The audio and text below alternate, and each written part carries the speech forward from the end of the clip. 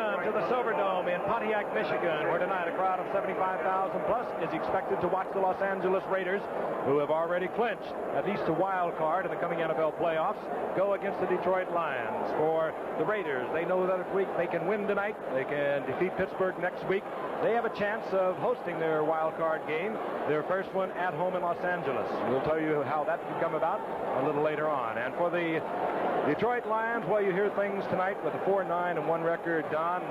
Things like pride, self-respect, and certainly Gary Danielson has played well over the past few weeks. I think that probably is the case, Frank. When you look at a guy right there, that's a very revealing stat over the last 3 weeks. He's been very well, but they're still saying around Detroit, hey, we don't have Hipple, and they always seem to kind of focus in on the quarterback anyway. They've only won 4 ball games. On the other side of the coin, O.J., you got a team that has clinched the playoff, and Marcus Allen's had a whole lot to do with that. You talk about the last 3 weeks. The Raiders have finally been playing like Super Bowl defending champs. One of the reasons is Marcus Allen. He's averaged over 6 yards a run over that period of time, and I'm sure Monty Clark has told his players, if we're going to beat the Raiders, we're going to have to contain Marcus Allen. All right, Frank Gifford, along with Don Meredith and O.J. Simpson, all of us want to congratulate Eric Dickerson on his achievement yesterday, breaking O.J.'s record. He's at 2007 yards, breaking Deuce's mark at 2003. One of the greats to come into this game. You get to see him next Friday. I'm looking forward to that. And O.J. will be talking with Jim Lampley about Eric Dickerson at halftime. We're set to go. The Raiders will kick off. Pete Manley, a rookie from Northern Arizona, is deep, number 82, along with Alvin Hall, number 35. It high. Manley from the 5-yard line. And Manley out of the 15 to the 16-yard line, where he stopped there by Chester Willison. Let's take a look at the offensive unit. Gary Danielson, who has had some big games. He has been the hottest quarterback over the past 3 weeks, other than the Bears' Steve Fuller, highest rated. But he has also given up quite a few interceptions. There is the remainder of the offensive unit. Ken Jenkins, a second-year man out of Bucknell, opens at halfback. Of course, Billy Sims was lost 7 weeks ago. To tell you what he means to this team, he's still their leading rusher with 687 yards. Billy Sims gone with a knee injury. First down and 10, Detroit. Thompson in motion. Jenkins. And Jenkins rattles for about 5 up close to the 20-yard line, where it'll bring up a second down and 6 situation. Brad Van Pelt defensively there, who works behind this 3-man set, but it changes so often you can't really call it a 3-4. They work Greg Townsend in there, Sean Jones, Squirey, Piquel, and there, of course, the herald of secondary, perhaps the best in the football game today. And there is Monty Clark, the leaguer, was given a new 5-year contract after 1982, but if you read the papers up here, you think that Monty is in deep trouble. Owner Bill Ford is non-committed on that at the moment. Second down and 6, and Danielson is back. Danielson fires it complete to James Jones, and Jones, the second-year man out of Florida, who is having a tremendous year for these Lions, gets the first down up about the 29-yard line. And O.J., Monty Clark was talking about this youngster today at the meeting. Yeah, he reminds you somewhat of James Wilder. He runs the ball real well. He has over 500 yards rushing the ball, but on that reception, that was his 70th reception of the year, and that's pretty good production from a second-year man. They got him last year in the first round, and they took him from Florida primarily because he was a really good receiver as well as a runner. We're talking about James Jones, number 30, for the Lions. Jones got the first down to the 29-yard line. There's a foul.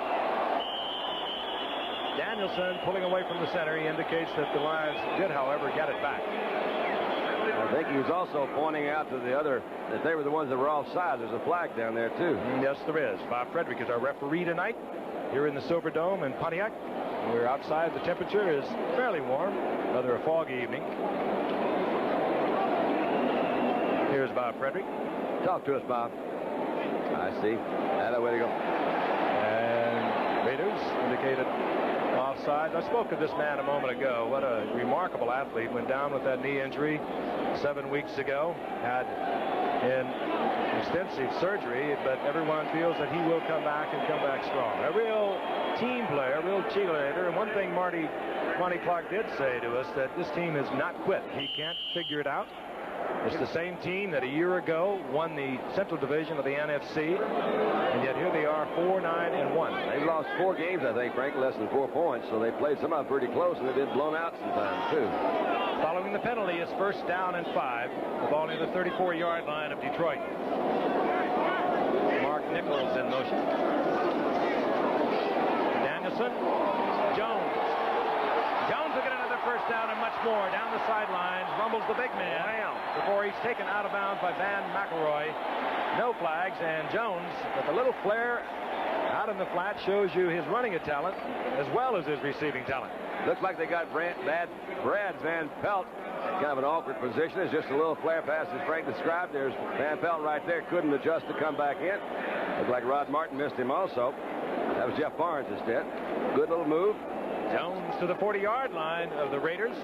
It'll be 1st down and 10. Again, I'll reiterate for the Raiders, they want to win tonight, beat Pittsburgh next week, and hope that Denver can upset Seattle next Saturday. And in that case, that scenario, they would have the first wild card game at home in Los Angeles. Jenkins, and he is in deep trouble. He gets in trouble with the strong safety Mike Davis. One of those perfect examples of having an absolute correct defense call, because you saw Davis coming across, following a man in motion, and they made that pitch. Davis never slowed down. Nobody blocked him. He went back in the backfield by the time the receiver got outside. I touched on that defensive backfield as we look at Tom Flores. He has not had the problem, say, the Jets have, San Diego. Most his entire starting secondary, Haynes, McKinney, Hayes, Davis, they've started every game. That really in itself is remarkable because they play physical football. He's been lucky, though. He's lost a couple of key guys on his offensive line, but there had so much depth on that offensive line that you hadn't noticed it. 2nd down and 15. Danielson back. Pressure. Down goes Danielson. Lyle Alzado, a 14-year veteran and really a bit of the heart and soul of this team. He sort of epitomizes what the Raiders are all about. He was working on Don Lassiter, I believe, right in front of him. He gave him a shot right off the line of scrimmage, sent him back. Lyle made a quick move to the inside. There was no one there to pick him up. Well, this is a young Lion team, and Don Lassiter is only in his 2nd year. There was a few years back when an offensive lineman wouldn't even be starting in his 2nd year, but I think he's going to get an education here tonight. He got one there. Don Lassiter, of course, replaced an injured Rich Stringer early in the season. The Detroit Lions also lost their starting center, Steve Mott, in the 4th game of the season. So they have a bit of a makeshift line they've been going with this year. 3rd down and a whole bunch for Danielson. He slides underneath to Jenkins. And Jenkins back to the original line of scrimmage. Up into there by James Davis. Looks like a holding penalty back at the line of scrimmage. Flag is down right at the line of scrimmage. And we could get that holding call that is so familiar, too familiar. I would take that penalty. Put them on back some more. I guess it's pretty typical of the Lions. They're one of the more penalized teams in the NFL this year. It's interesting that they've been able to move the ball. They're rated 5th offensively, but they haven't been able really to get the ball in the end zone. One of Steve Hertz, our statistician's little numbers, is called those the yards you gain and points you have out of them. They've only averaged like 5.5 yards per 100. I mean, points per 100 yards. So, and that is pretty low. Offensive holding, number 67, and we will repeat the 3rd down. So the Raiders do take the penalty. They would have had a 4th down and 10, but Ed Murray is kicking very well for Detroit, and he would have been within range there.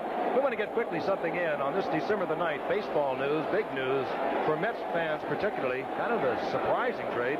Gary Carter is going to come to the New York Mets from Montreal. How about that?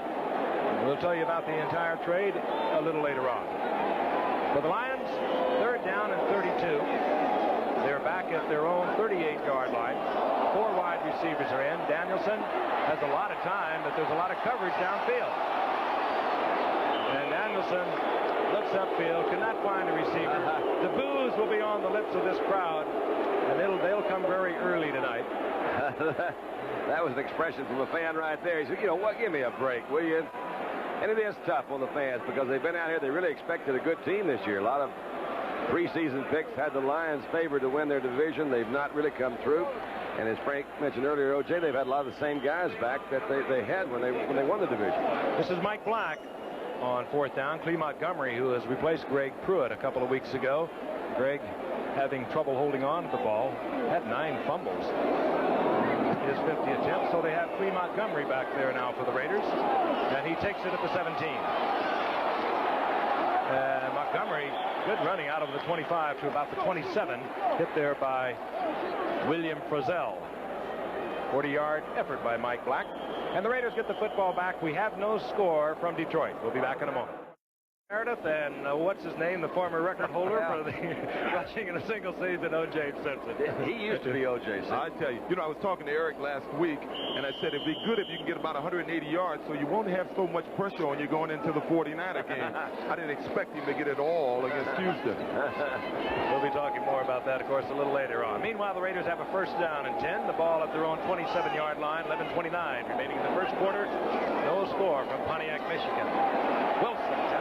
Flag is down, and Wilson tries to get to Cliff Branch.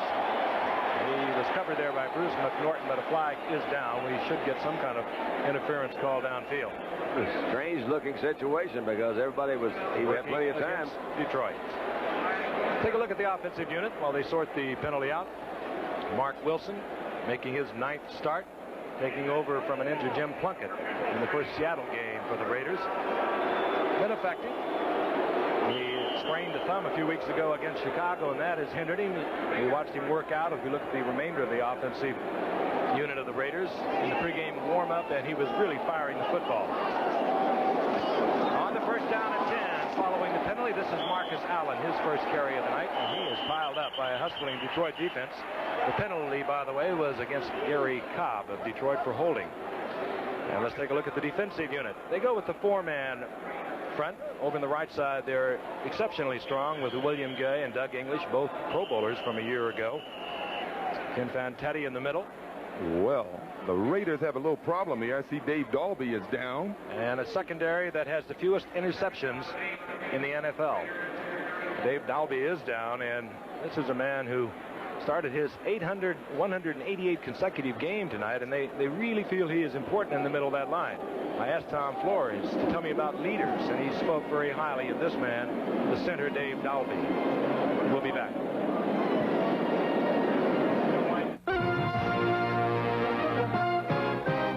The Lions have not allowed a touchdown in their last 2 appearances on Monday Night Football.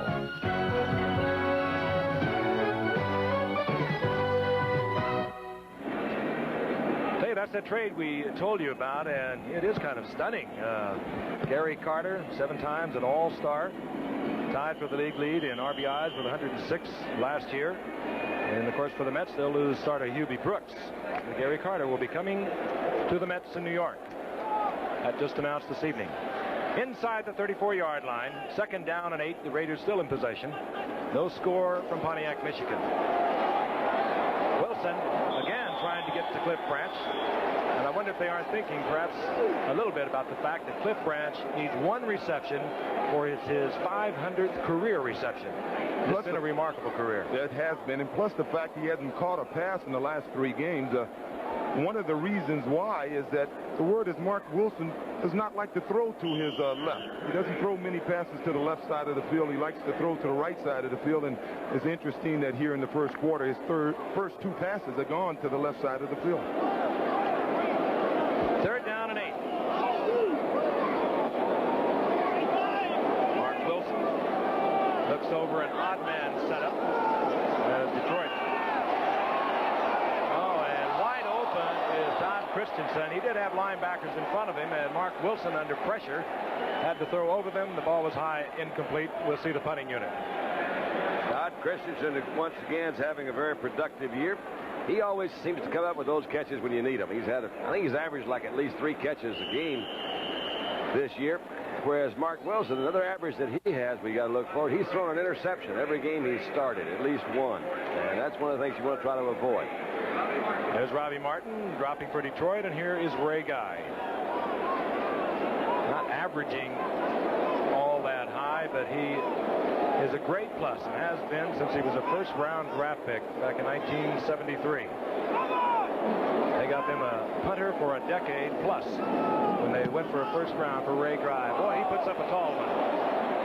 Robbie Martin hesitated for a moment, but only a moment, as he realized with the high right on that ball, he would have to go with the fair catch, and he does at the 28-yard line. Only 38-yard punt, and Detroit will start at their 28. There's not a whole lot you can find that has been good for Detroit this year. The 4 teams they beat were all under 500. They beat Green Bay in a tough one Thanksgiving Day. They beat Atlanta, Tampa Bay, and Minnesota. It's been a struggling year. Detroit with the football, first down and 10 near their own 28-yard line. Danielson gets good protection. Gets it to Jones out of the backfield, but he doesn't hold on. Jones being covered back there by the strong safety Mike Davis. Also getting back there is Brad Van Pelt, now in his 12th year, and of course 11 of those with the Giants. 5 of them were Pro Bowl years. He still is active. As you can see, Jones almost caught the ball. He's trying to work on Brad Van Pelt. The book on Brad is he's slowed up a little bit in his latter years, even though he plays the run good. Normally on running downs, they'll bring in Jeff Barnes. As you can see, he appeared as if he had the ball, but I guess they said he never had total possession of it. But it appears they're picking on Brad Van Pelt. I'll get that out. On first down before they can get Jeff Barnes in the game. Second down and 10, still no score. 10:20 remaining in the first quarter. Motion man is Reese McCall. Danielson. Jones. And Jones bowls into Brad Van Pelt. Picks up about 6 out of that. It'll bring up a third down and about 4. Very frustrated. Matt Millen that last time. Van Pelt seems to be injured a little bit. See on the sideline, but Millen was trying to go out and cover that little swing pass, and he just fell down getting out there. Nobody touched him. Brad Van Pelt you saw going over to the sideline, and his replacement coming into the game, Jeff Barnes. From the shotgun on the 3rd and 4. Raiders have been extremely tough against the run over the past few weeks. And they have run very well, and that's Lyle Alzado once again. Lyle Alzado has got him a chop licker over on that side, Don Laster. He is teeing off on Don Laster. Unfortunately for Don Laster, the last time it was a passing situation, he got some help, but the man went over to try to help against Howie Long, and as you can see, Lyle just beat him, pushed him back, beat him to the inside, and got another sack. That's 2 for Lyle tonight. That'll bring up 4th down, and Mike Black comes on once again. Clee Montgomery settles back near the 30-yard line for the Raiders. Montgomery was the key punt return man in 1980 and 81, 82 and 83, and through most of this year it was Greg Pruitt. Black had to hurry that, but he gets off a boomer that'll take Montgomery to the 21-yard line. And good hustling on the part of the Detroit Lions, number 58 down there very quickly and making the stop in good shape. That was Doig, Steve Doig. So the Raiders will have a 1st and 10. The ball will be at their 23-yard line when we come back. High up at the pressurized top of the Silver Dome here in Pontiac, Michigan, there is a Christmas tree exhibited as the season's greetings are being expressed from the site of Super Bowl 16 a few years ago. Subtle reminder, we'll be bringing you Super Bowl 19, January the 20th from Palo Alto, California. 1st and 10 Raiders. Marcus Allen. And Allen fumbles the football, and there's a scramble for it. Gets it back. That's Allen's 8th fumble thus far this year. Like all good running backs who try to squeeze out that extra yard, they're going to give it up a little bit. Yeah, and Marcus. Did you ever talk to Marcus about that very thing, O.J.? Well, last year I noticed something he was doing. You know, he has those big forearms, and those are his only weapons offensively. So every time he was about to get tackled, he'd attack the guy with his forearm, and the ball would slip out underneath the elbow. So I told him he should lock his elbow every time he was about to make contact. 2nd down and 4. The 2 tight ends are in, and Marcus Allen does his 707 over the top. Coming up short of the 1st down, and here's Lyle Alzado, and he just can't wait to get back in there and get reacquainted with Laster. He's having a good night tonight. Lyle has been the one that, actually he's not anywhere close to the team leader in sacks, but I think his presence there through the years, Lyle's been the kind of guy that he always makes just enough noise on the other side of the line that they know he's there, don't they? Seek and destroy. One of the phrases that you connect with the Raiders. Commitment to excellence. Pride and poise. Just to win. Well, they have won. 3-1 on Monday Night Football, the Raiders. 3rd down and 1. That time Marcus Allen stayed on his feet, did not have to get airborne, and he gets the first down at the 35-yard line. And we've got a couple of games coming your way. Friday night we're going to be in San Francisco, and so much is on the line there for the Los Angeles Rams when they go against the 49ers. All kinds of ramifications from that one as it affects the NFC deadlock in the East. And of course, teams affected: the Giants, the Cards, the Cowboys. Tell you more about that, and we'll have our look at Eric Dickerson on Friday night. Dallas and Miami next Monday. We've got a couple of good ones. 1st down and 10. Wilson slips it in to Dave Casper, and Casper is short of the 1st down, but he'll get about 7 out of that, moving out close to the 43 in the arms of Ken Fantetti. You said something a while ago, Jay, that I didn't know anything about. I'm watching now. If he throws to the right or if he throws to the left, that's kind of an inside scoop you've got. Well, I know it's a book on him. He likes to throw to the right and down the middle. I think he may have, when he came out, threw intentionally to the left just in case they have that book on him to make them not overplay him to the right side of the defense. 2nd and long 2. Frank Hawkins, good short yardage man. He's up there close to a 1st down, out over the 45-yard line. Tough little runner. They got him in 81 as a 10th round draft pick. Had a remarkable career at the University of Nevada at Reno. Short, however, and I think that probably is why they got him so late in the draft. Frank Hawkins. He's about 5'9". And we're going to have the measurement. Again, while they bring the sticks out, I'll remind you, for the Raiders, they want this badly tonight because next week they play Pittsburgh. If they win tonight, beat Pittsburgh, and if Denver beats Seattle on Saturday of this week, then the Raiders will host the first wild card game in Los Angeles. And should Seattle beat Denver, well, the Raiders are going to have to travel to play in Denver on the weekend prior to Christmas, and it could be a little frosty there. And a lot of people wonder which Raider team would show up here. I think the Raiders would like to start playing week in and week out championship caliber football. I think the 49ers have been the only team that has cinched a playoff that has continued to play championship caliber football.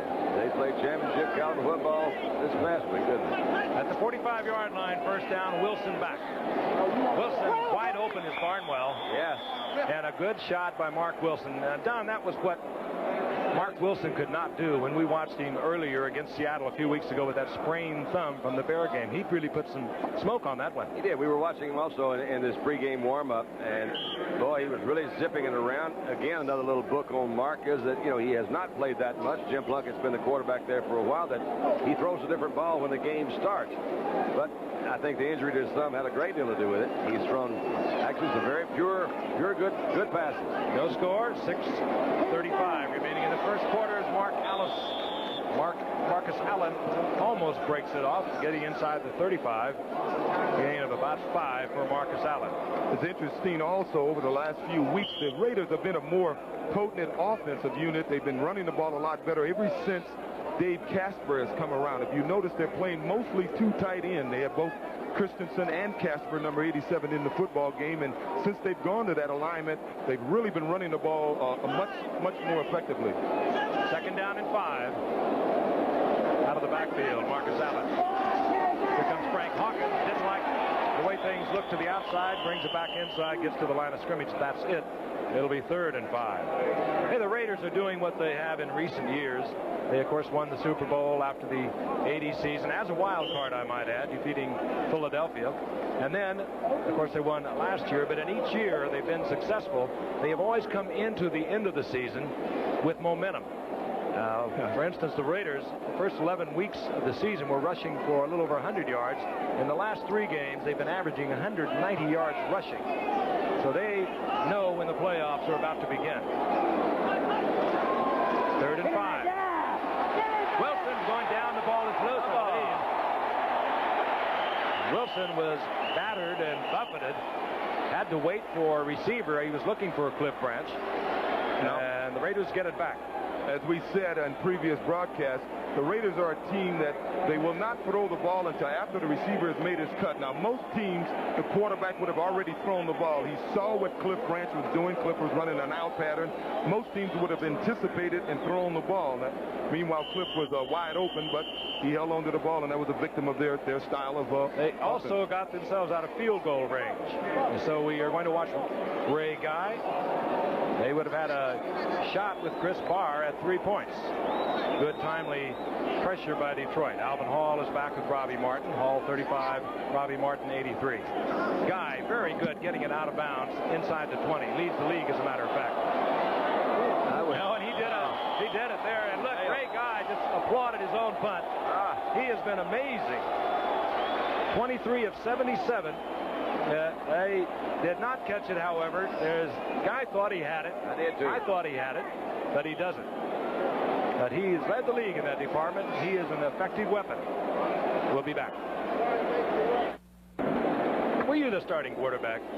I certainly was. My gosh, look at that. 1956. I was a child prodigy. I was only 12. Started that game. Still no score. 4:43 remaining in the first quarter. Detroit and the Raiders. Detroit first down and 10. The ball at the 20-yard line. Single setback is Ken Jenkins. This is Jenkins. And Jenkins gets a 5 out to the 25-yard line. Chased out of bounds there. Pressure coming from Squirey and Rod Martin. Rod Martin, one of the really fine defensive linebackers, and Squirey there filling in for an injured Bob Nelson. What we would call a successful first down. Anytime you can get 5 yards on first down. This offensive unit, especially the offensive line, has done a good job this year. Of course, Monty Clark was an offensive line coach. You may have noticed earlier that Billy Sims averaged 5.5 yards a run when he was earlier in the season, and Ken Jenkins is averaging right at 5 yards to carry right now. It's Second down and 5. Jones in motion for Detroit. The handoff, however, Jenkins. And Jenkins held for a couple to bring up a 3rd down and 3. Matt Millen back in the lineup, and Matt Millen, of course, struggled through the middle of the season with a groin pull, and he is the strength of the Raider defense, the linebacking core against the run. Millen, however, healthy, and was quite a potent force in that game a week ago that the Raiders took from Miami 45-34. Well, look at that number 31, little Ken Jenkins. He's only 5'8", 185 pounds. You gotta admire his courage, if nothing else. 3rd down and 3. From the shotgun. Danielson gets away from Howie Long. It's the first down yardage to Jones, and he breaks it off. Jones with a good exhibition of running inside the 45-yard line of the Raiders. First down, Detroit. And Monty Clark was exactly right. The youngster can run. He's a good blocker and a good receiver. And most importantly, is a heads-up ball play. He saw his quarterback was in trouble. He scrambled. He's 6'2", 229 pounds, and he moves it pretty good earlier this year. Hey, that's quite a move for that big a man, that little spin trying to get out of the arms of the tackler. Dan McElroy did do a good job in bringing him down. Once again, Van Pelt was just a little bit slow in closing that gap. Gave him a chance to turn it upfield. All the high hopes for Detroit really hinged on the fact that it was going to be Billy Sims teaming with James Jones this year. Such, however, is not the case. On 1st and 10, Danielson under pressure tries to get the ball to Leonard Thompson, and perhaps the best defensive back in football, Mike Haynes, was right there. Well, Danielson got smart on that play. He was throwing a little hitch pass. That's when the receiver goes about 3 yards and just stops. And when he looked up, he saw Mike Haynes had already come out of his back paddle, and he just threw the ball away. Mike Haynes was seeing deja vu from a week ago with that 97-yard touchdown return off Dan Marino in Miami. Boy, I'll tell you, when they got him a year ago, well, last November, Mike Haynes teaming with Lester Hayes on the corner. What an awesome pair. 2nd down and 10. The 2 setbacks are in. Dave Daddio, a rookie from Maryland, number 44, is in there as a setback. Oh, boy, they all came that time. Getting there first. was number 93, Greg Townsend. We talked about him a little earlier, and also Howie Long. If Townsend would have missed, Howie Long was there right on schedule. Well, they made a good, quick, clean break at the line of scrimmage, didn't they? They were back there. That's their version of Fred Dean. Greg Townsend, number 93. He's the Raiders' Fred Dean. Does a good job coming out of there. He had 7 sacks coming into the night, and that's 8 for a guy playing off the bench. That's pretty good. That's 57 sacks for the season thus far for the Raiders. They have 3 tonight. They came into tonight with 54. To give you an idea how that compares to Detroit, Detroit came into tonight with 33. Third down and long.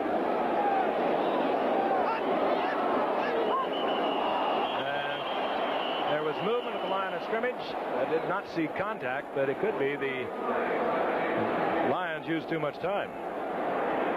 Ball start, number 72, offense.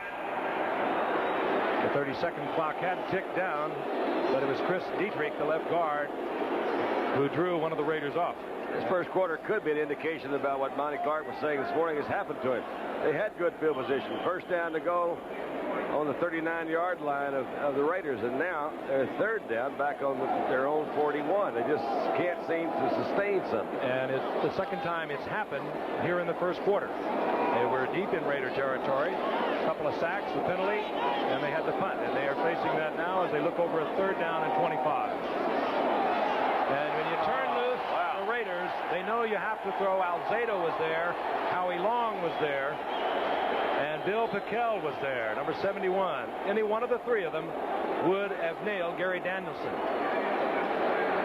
4th sack of the night, and they are, if this continues, they are going to assault the all-time record for sacks.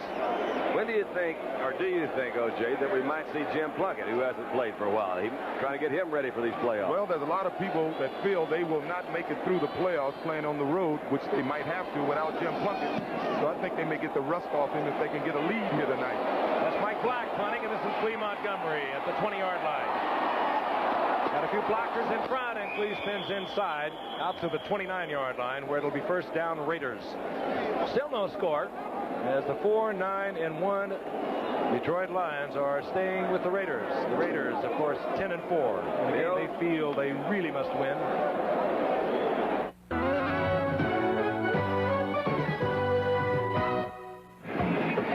Talk about a cat having 9 lives. Plunkett has got considerably more. He opened the first 6 games for the Raiders. They didn't play that well, but they won 5 of them. He went out in the 6th game of the season with a torn abdominal muscle. He is ready to go, however, and as we've just discussed, we could see a little bit of Plunkett tonight, or maybe a lot of Plunkett tonight. Yeah, he played a few games in Stanford Stadium. We'd love to get back there. First down and 10. Wilson is back to the Raiders. Todd Christensen wide open. And Christensen held short of the first down as he moves to the 37-yard line in the arms of Gary Cobb. Former running back, 2nd-round draft pick of the Cowboys a few years ago. They had him on IR for a year, and then Christensen, of course, went to the Giants.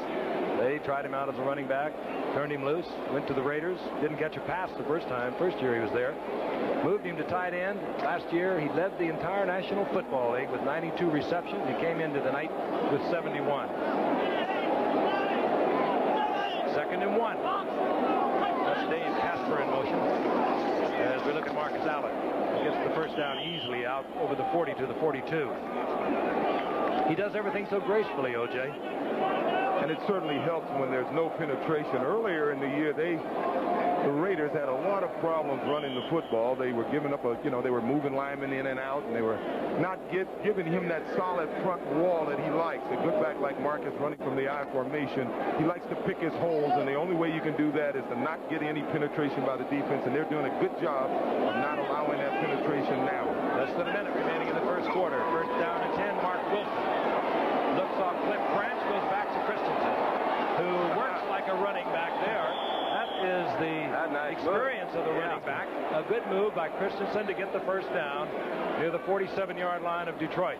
Dipsy Doodles. Gave us a little Tony Dorsett spin there at the end. There's one thing that Mark Wilson is doing tonight. He's finding his secondary receiver. That's been a rap on him the last few weeks. See, Mark does a good job catching the ball, and that's a real nice little spin. You see Tony Dorsett. He'll do that quite often. Todd Christensen had Gary Cobb doing a two-step with him, and he gets the first down at the 47-yard line of Detroit. That's the end of the first quarter. We'll be right back. We hope you're enjoying the early start. A first for Monday Night Football, an 8 o'clock Eastern start. As we begin the second quarter, the Raiders have the ball. First down and 10 at the 47-yard line of Detroit, and this is Kenny King. Surge of the Detroit defense stops Kenny King right at the line of scrimmage. It'll be second down and 10. Take a look at the numbers from a long first quarter. Fairly even, and there is no score. Time of possession fairly even. Detroit again 4-9-1 out of it. Only pride and self-respect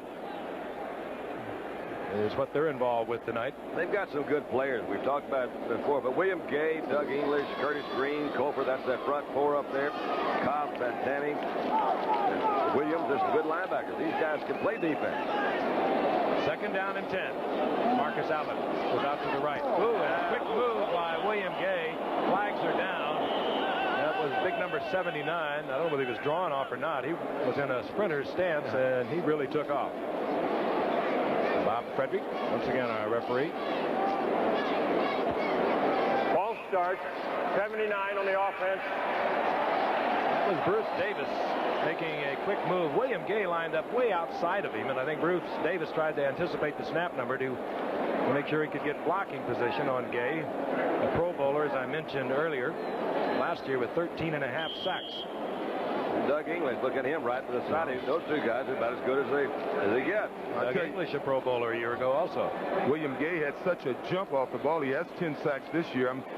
I think Mark Wilson is lucky that Bruce Davis jumped to block him. I think he didn't hit him before the ball was snapped. Second down, 15. Wilson is back. There's a lot of time. And Wilson is really hammered. Graham was there, the strong safety, along with Cofer, who came in from behind. And I'll tell you, when you're 6'6" and 205, that's not a lot of meat on a very long frame. He's dealing with some pretty big cats out there. Michael Cofer, we were talking about him too on the other defensive left end. Not quite as big as some of them, but terribly quick. You saw a good example of that right there. Into the ball game for the Raiders, an exciting football player, Dopey Williams, number 85. Didn't play all that much at UCLA, but he was effective when he was there. He wears number 85. We're going to cover from the end zone on the third down, a long passing situation. Here comes the linebacker. Wilson in deep trouble. Down he goes. The blitz was on. English was in there. But the pressure of the linebackers made the difference. Coming was Gary Cobb also, and the loss is back to the 47. And I'll tell you something. Detroit is playing the Raiders tough tonight. If I understand this stat that was just handed to me, it's the last 12 games, the Lions have not held anyone scoreless in the first quarter. So this is a good show for them starting this thing off. Ray Guy to punt, and Robbie Martin has dropped to the Raiders, or Detroit's 15-yard line. Ray Guy is also a backup quarterback. If you don't rush him, he'll stand there and hold it and let his coverage get downfield. And Guy kicks it through the end zone. One of the few touchbacks you'll see Ray Guy get. But he had 53 yards out of that. And we'll be back in the Silverdome. Detroit with possession at their 20-yard line. And Monty Clark, interestingly enough, he grew up a few miles away from Tom Flores in the San Joaquin Valley. Monty Clark growing up in Kingsburg, I think it was, and Flores growing up in Sanger. Played against each other in high school. First down and 10. Detroit with the football.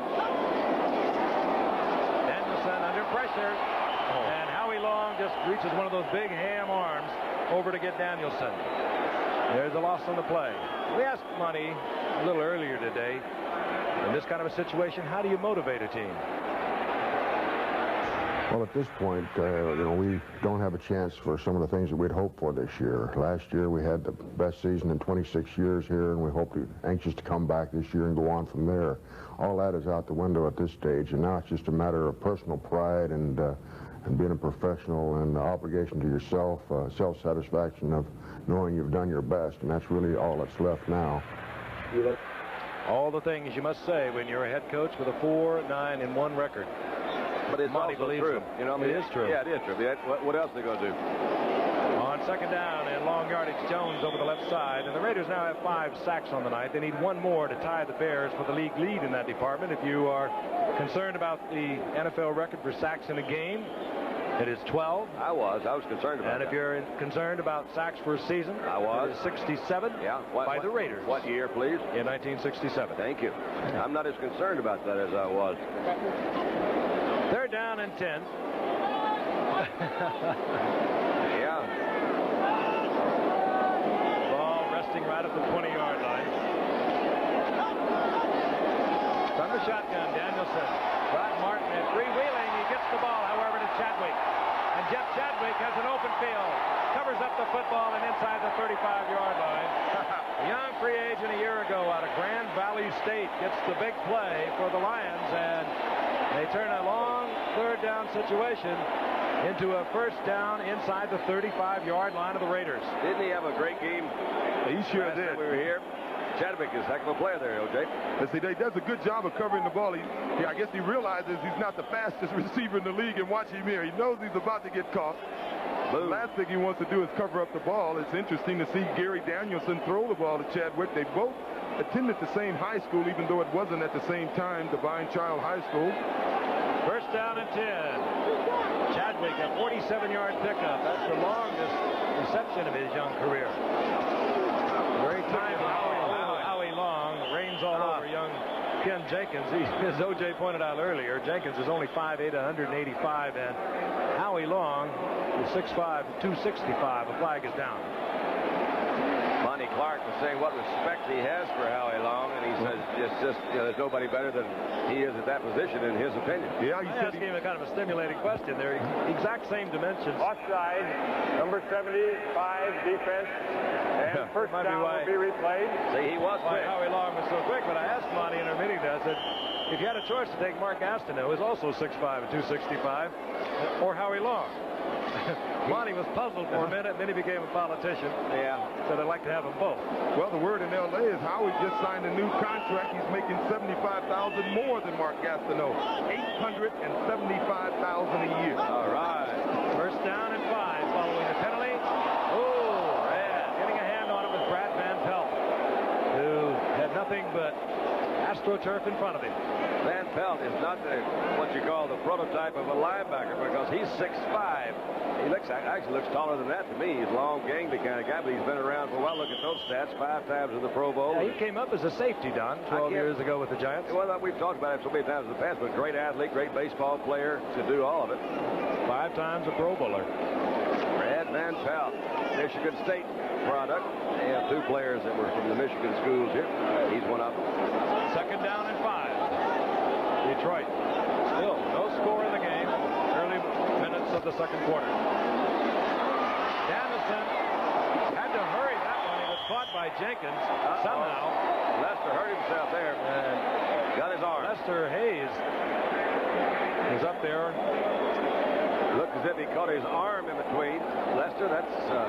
He hit it right on the elbow. He may have just hit that little crazy bone in his arm. Lester Hayes, the Pro Bowling defensive left cornerback, one of the fine ones ever to play this game. Let's take a look at it again. Sort of a gutsy throw. You see he was under a lot of pressure.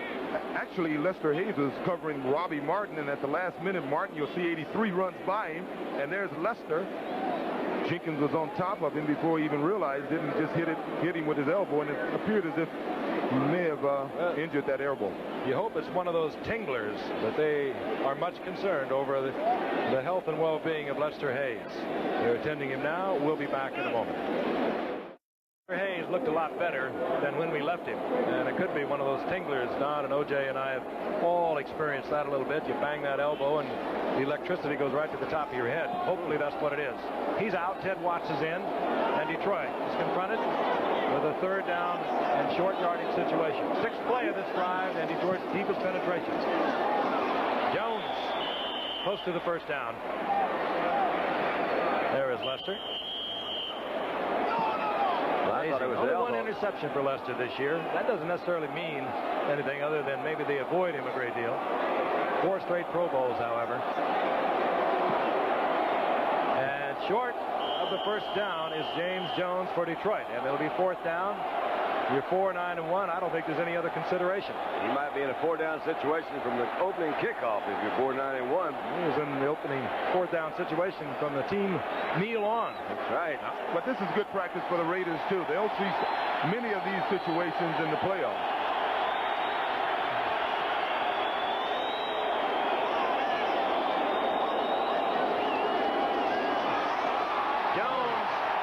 It's hard to go wide on the Raiders. Taking it outside, they're going to put their heads down, shoot the gaps. They penetrated. Mike Davis finally made the stop, but Jones was in trouble from the moment he got the ball. If you're going to do that, take it straight up. Look for a trap block. Yeah, well, one thing for sure, the Raiders' short yardage defense is in in playoff form. As you can see, the only thing they're trying to do, those front guys, is penetrate. You see Howie penetrates. You see Patel penetrates. That's Davis. And here comes the cornerback. The fourth down attempt fails. The Raiders take over 1st and 10, their own 26-yard line. 9:45 remaining in the first half. Surprisingly, no score. Surprisingly, when you consider the Raiders 45-34 over Miami a week ago. Well, Al Davis said the Raiders are like Rocky Marciano. Marcus Allen pecked and looked and was held for a gain of about Council of the United States. The gold medals from the downhill to Sarajevo a year ago will be there. 5 o'clock Eastern, Wide World of Sports this Saturday. 2nd down and 9. Mark Wilson is back. Looks for Christensen. And a flag is down. They're going to bring this one back. But Bruce McNorton of the Lions has the ball. He apparently stepped on Christensen's heel. Down with Christensen. The flag came out immediately as McNorton brings it back for Detroit to the 30-yard line. To me, McNorton appeared to be upfield of Christensen, and Christensen ran into him. But it'll be interesting to see. Why did Al Davis say they're like Rocky Marciano? Well, they keep it close, they pound you, and before you know it, they knock you out. Defensive pass interference, number 29. First down. That call works against Bruce McNorton. Let's take a look at it from the end zone. I think you'll see it rather well. McNorton was upfield. As you can see, number 29 is upfield. Well, from that angle, you couldn't tell if he hit him in the back or if Christensen ran into him. Boy, those are tough calls. He was looking the ball in all the way. McNorton, I guess the only way you could call this, saying that he impeded the progress. Ooh, he might have pulled his left arm a little, too. Yep, he did. Tell you, they catch more than you realize. If they ever get around to that replay, it's going to be very interesting. First down, Raiders. Wilson wide open is Barnwell, and he makes a beautiful catch and also saved a rather violent collision with a little hook slide under William Graham. And for Barnwell, a slight 5'11" and 180. That was a tremendous play. I mean, he could have really been hammered on this. He did a good job of going down, and if he would have slid under him, we saw Marcus Allen do it early in the year, he may have been able to get up and score. Now, let's see. As he goes down, he may have tried to steal this move from Marcus. Slide under the defender, but he touched him. Wow, what concentration, though. He knew he was going to be hit. He was into his slide before the ball got there. He gets the first down at the 15-yard line. I would say Rocky's got him deepest penetration. Left jab there. Yeah, Rocky's throwing some right-hand leads right now. Marcus Allen slides inside. Lose for perhaps 4 to the near the 11-yard line. And we're going to pause 5 seconds and allow our friends all around the country let you know who's bringing you this telecast. For Sarasota Bradenton, WXLT TV, Channel 40. Frank Gifford, Don Meredith, O.J. Simpson. We're in the second quarter of the meeting between the Raiders and Detroit. In case you were thinking 9 o'clock tonight, this was an 8 o'clock start. Yeah, we fooled you. So we're going to also be curious to the response for this first ever time for Monday Night Football.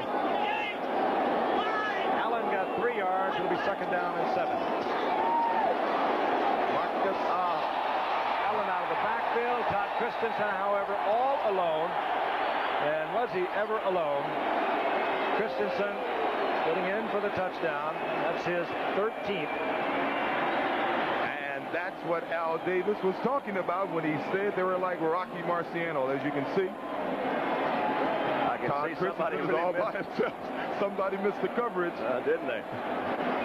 Yeah, Todd. Well, he is something, isn't he? He works so well off that line of scrimmage. They throw so many guys at you. A few moments ago, Marcus Allen just retook the AFC rushing lead. He now has 1,102 yards, taking that over from San Diego's Ernest Jackson as Chris Barr splits the uprights, and we have the first score of the game. The Raiders on top 7-0 with 7:18 remaining in the first half. And it was a likely receiver, Todd Christensen. Christensen on the sidelines with the touchdown for the Raiders from 12 yards out. Mark Wilson, good move off the line of scrimmage for Todd, who's trying to get a message across. He was telling me, he said, I should have your job, O.J. I thought he said Don. No, I think he said O.J. Chris Barr to kick off. Manley, the rookie from Northern Arizona, number 82, is deep along with Alvin Hall, number 35. He said Frank. And it bounces out of the arms of Hall originally, but he comes back and retrieves it. Here he is, Alvin Hall, and in a lot of trouble. Wrong way, Alvin. Taken at the 12-yard line. The Raiders cover so well with their special teams. They have hustlers. That was Sam Seal down there. Let's take a look at that scoring drive by the Raiders. With a left jab here, a right jab there, left lead, and as O.J. would say, the knockout punch. A 12-yard touchdown pass Todd Christensen. The knockout punch may have been that long yellow one, which was that penalty. First down and 10, Detroit. Hey, how about that? Always be a Cowboy fan, huh? Well, that's really good Cowboy fan, because the Cowboys lost a tough one yesterday. First and 10, Detroit. Danielson remains the quarterback. Jones and Jenkins, the setbacks. Blitz is on, and Howie Long on a deal. Danielson in a lot of trouble. It was Piquel who got the sack, but it was Howie Long dealing inside.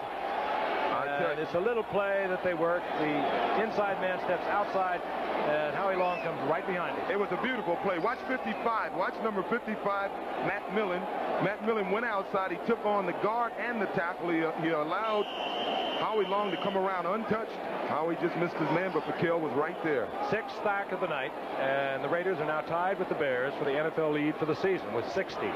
Matt Millen's a linebacker, but at 6'2", 250-something pounds, he can play like a tackle. He can deal with those down linemen. He was a defensive end in his collegiate days at Penn State. Second and 18, and Danielson deep in his own territory. That's James Jones. Works his way to the 5-yard line. Go back and look at it again. Watch number 55. He's in the middle of your screen, and he's coming outside, and he's taking on the guard and the tackle. Number 75 is Howie Long. He comes up the middle, almost untouched. Lil Jenkins took a shot at him. Meanwhile, Piquel, while Danielson was busy, he gets loose from his block. Sixth sack of the night. Those offensive linemen are looking around saying, who are those guys? Third down, 16. The ball at the 5-yard line.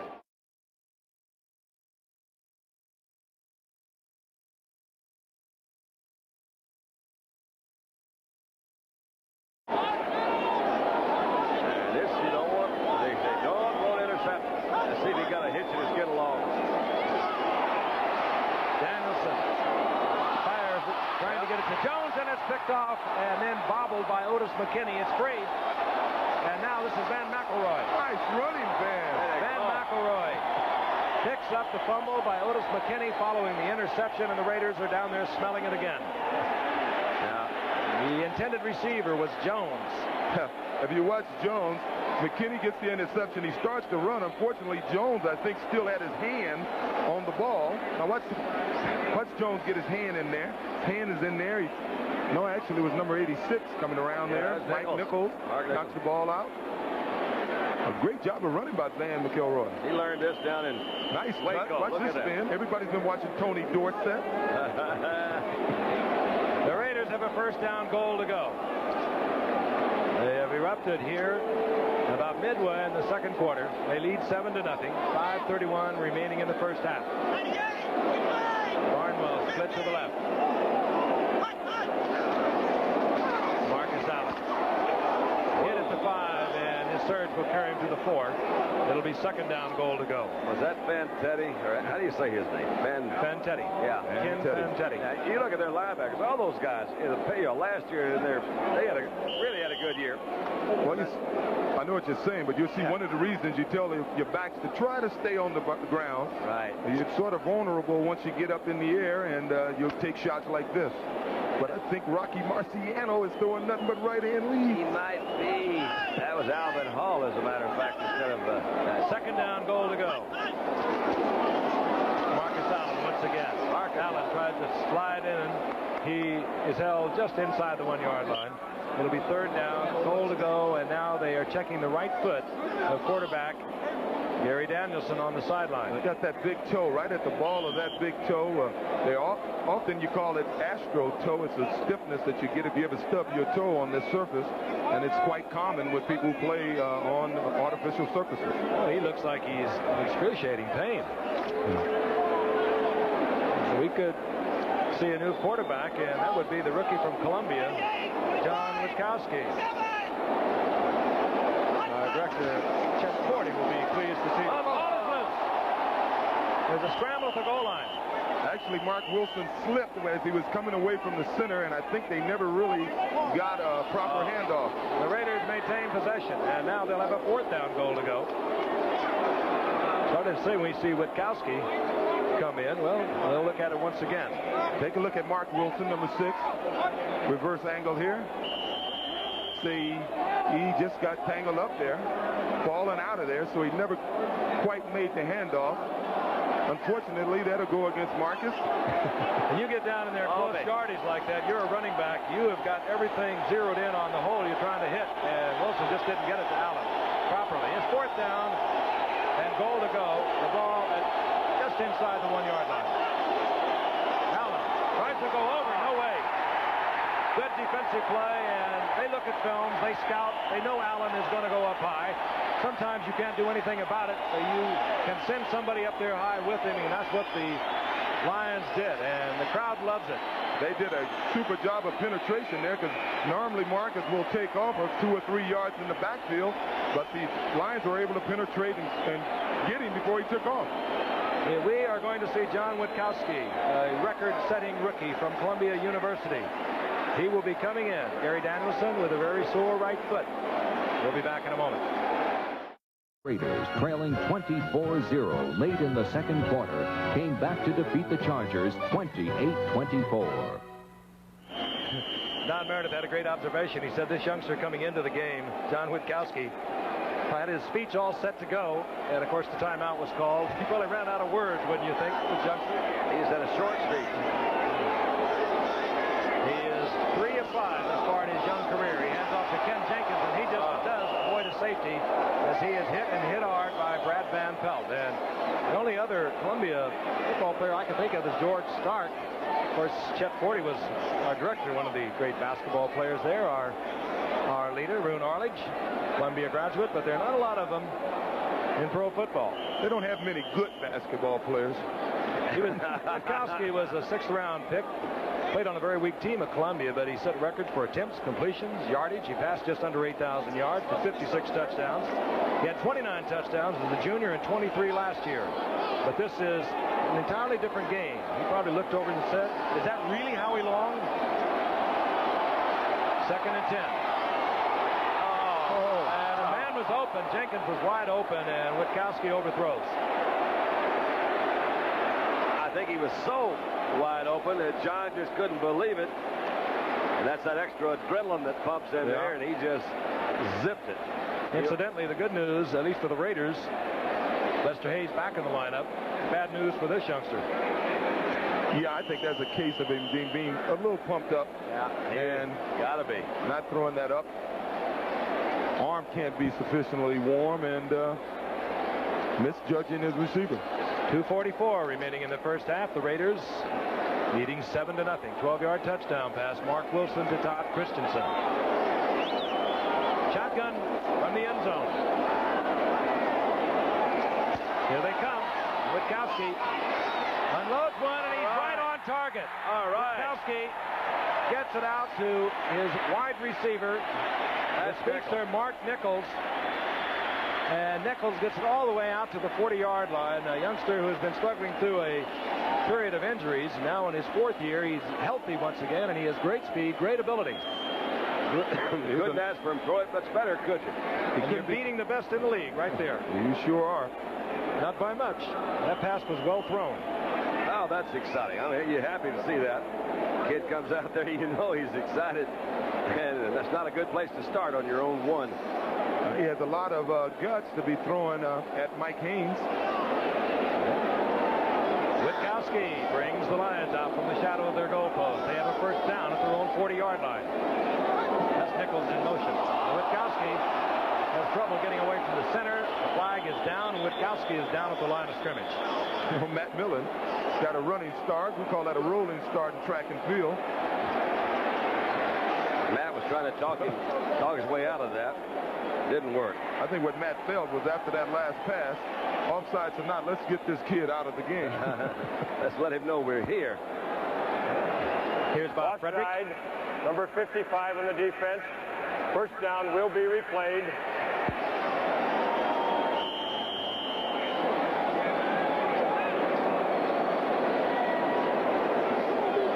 It'll be first down now and 5 following the penalty. These Ivy League quarterbacks are surfacing everywhere. Dufek playing.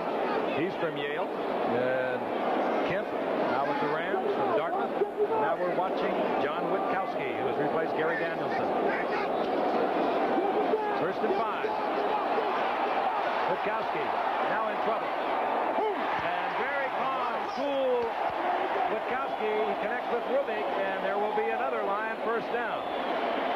Billy Sims applauding the youngster from Columbia. I can't help but remember we came in here a few years ago, and there was a number 17 playing quarterback for the Lions. Oh. We started getting fact sheets. Who in the heck is Eric Hipple?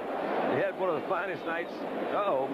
Got another one. That's Davis. That Mike like Davis limping off, the starting strong safety. I just mentioned it in the first quarter that this secondary has been intact. Haynes, McElroy, Davis, and Hayes throughout the season. Now Mike Davis is shaken up. Boy, you hate to see this, particularly late in the season. You hate to see it any time, but when you think of the overall team, this is really an important part of it. Mike Davis, he plays in the shadow, really, of Lester Hayes and Mike Haynes, but he is a fine, strong safety. I don't like the way he's kind of giving a little attention to that, what appears to be a very tender left knee. But you fear getting guys hurt after you've already clipped since the playoffs. It could have something to do with the Raiders are certainly not an artificial surface team, and they don't really like to play, and a lot of teams don't like that. In the East, we tend to like it because of the bad weather, but when I saw him jump up and start running earlier, I think he'll shake it off and be back in the game.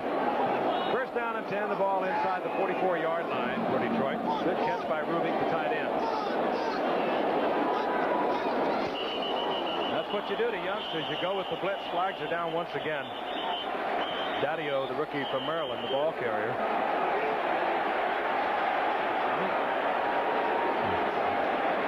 And referee Bob Frederick will have a little meeting once again. Here's what seems to be the problem with the artificial service. Let's hear this call. All right. And Ball start. Offensive left guard. First down will be repeated. That was just a quick adjustment on the left side, and the Raiders were moving into a full blitz. well, the main thing on natural grass you can dig, and you get some give with the turf. And on astroturf it's much quicker, and sometimes you'll find yourself digging hard, and the ground really doesn't give at all. Just harder. Put a lot of pressure on your ankles and sometimes on your knees, but mostly on your ankles. That's the time remaining in the first half. The Raiders on top 7-0. Once again, important for the Raiders. They win tonight. They win against Pittsburgh. They'll have a chance to play their first wild card game at home if Denver can beat Seattle this Saturday. We'll tell you another story about AstroTurf in a second. All right. Witkowski gets it to Jones, and he breaks the tackle. And just slips at the 45-yard line, where it'll be second down and a long 11 as we tick down to the 2-minute warning. Both teams have their full complement of timeouts, 3 apiece. And we will get the 2-minute warning. And young John Witkowski will come over to talk to Monty Clark. Get last-minute instructions for the first half, and we'll be back in a moment. cute. John Witkowski started to trot back very confidently to the huddle. He turned around as though he'd forgotten something. The youngster from Columbia has taken over from an injured Gary Danielson, who, it has been reported, did indeed go out with a turf toe, which is a very sore, painful injury. It sounds a little weird in this rough, tough game of pro football, but it can be so painful. Those artificial surfaces can cause a lot of problems. Second down, long 11. 2 minutes remaining in the first half. The Raiders on top, 7-0. The ball at the Raiders' 45-yard line. Witkowski wide open is Jeff Chadwick, and he comes down with the first down inside the 30-yard line near the 29. That's staying in there and holding your ground, young fella. Nice going, John. Ooh, you don't like to hear it. Mike Davis, whom you saw leave the field a moment ago for the Raiders, the strong safety, we've been told has a bruised knee. And now we are losing Ken Jenkins, the starting setback for Detroit. Detroit conserving their timeouts. They have 3 of them. They have 1:25. They'll get around to them if they keep possession. Dexter Bussey, 10-year veteran for Detroit, comes into the lineup, and he gets the call over the left side. He'll pick up about 3 yards. I think I'd call one now, wouldn't you? You got 3 of them. The former rushing leader of the Lions before Billy Sims arrived. Yeah, come on, Bill. Now we'll use one of our timeouts for John Witkowski. Getting to know Monty Clark, the head coach on the sidelines. We'll have another visit with him. We'll be back in a moment. Simpson, we're in the Silverdome in Pontiac, Michigan. It goes through the mind of a young quarterback like this. Don, he had only thrown the ball 5 times into the night. You know, one of the things that might be a plus, his mind might be relatively clear at this stage of the game. I mean, if you're so around, confusing, why get bothered by it? Yeah, I mean, he doesn't probably know enough to be confused by it. I'm sure he's worked as they all do on a daily basis, knowing what their game plan is, but probably didn't expect to play. But he's got to be feeling pretty good. He's 4 for 5, and he gets started hot. Yeah, he's got to be feeling pretty confident right now. It does. That's Danielson walking along the sidelines. He went out. We saw him earlier. They were looking at his right foot, and they did tell us it was turf toe, and he is noticeably limping. And in any event, John Witkowski has moved the ball club. Keep in mind, this began back at the 1-yard line. That's a tough situation to bring a youngster into. Second down and 8 now for Detroit.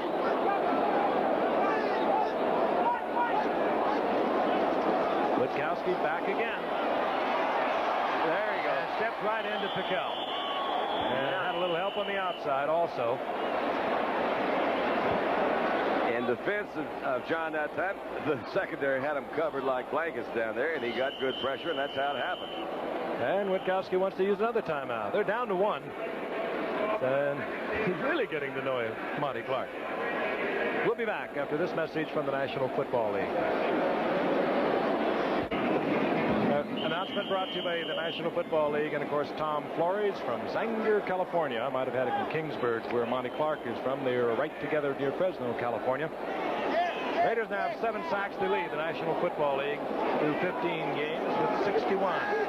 Taking the lead from Chicago. That's the time remaining. Detroit has 1 timeout. The reverse to Jones, who's looking to throw the ball back. Raiders are fooled, not at all. But now Jones fires into the end zone, trying to get it to Chadwick. Incomplete. That play was designed to come back across the field, back to Witkowski. And the Raiders were not fooled at all. Van McElroy did a good job. He didn't wave his arms. If he would have waved his arms, as you can see, he realizes he's beat. He's trying to get back to cover his man, and he does it. He starts to wave his arm, and he does it, so it's not pass interference. Pretty Fourth down coming up as we look once again. Number 26 in the middle of your screen. As long as he doesn't wave those arms. He starts to throw them up there. Ed Murray is on 4th down. It'll be a 48-yard attempt. He is 17 of 24 for the year, and this would match his season's best. Look at those 5 guys right up the middle. Danielson gets it down. And Murray, the second most accurate field goal kicker in the history of the NFL, hits from 48 yards out. And Detroit stays totally respectable with 41 seconds remaining in the first half. And they're doing it with a very young quarterback with a lot of records from Columbia, John Witkowski. I remind you Friday night. We'll be in San Francisco. We'll be watching Eric Dickerson of the Rams go against the 49ers. So much on the line. We'll be talking about that at halftime and throughout the game. Also at halftime, OJ is going to talk with Jim Lampley about his reaction to Eric Dickerson. And then a week from tonight, we'll be in Miami. And a lot of things could transpire in that game. Hopefully, for Dallas, it's meaningful. We'll have to wait and see, and it could be home field involved for Miami. There's a lot of those things that are up there. Go get it, go get it. Yeah, he says right. The 49ers look so good. I saw them play from Minnesota. They're doing so many things well. Well, many people feel the only team today that can really play with them would be this Raider team.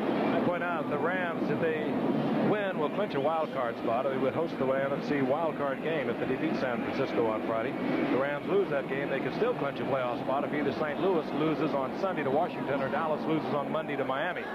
It gets complicated. It gets down there even to have Washington having to score 44 points in the tie-breaking procedure. Ed Murray to kick off. Clee Montgomery is deep, along with Dokie Williams, an exciting return man for the Raiders.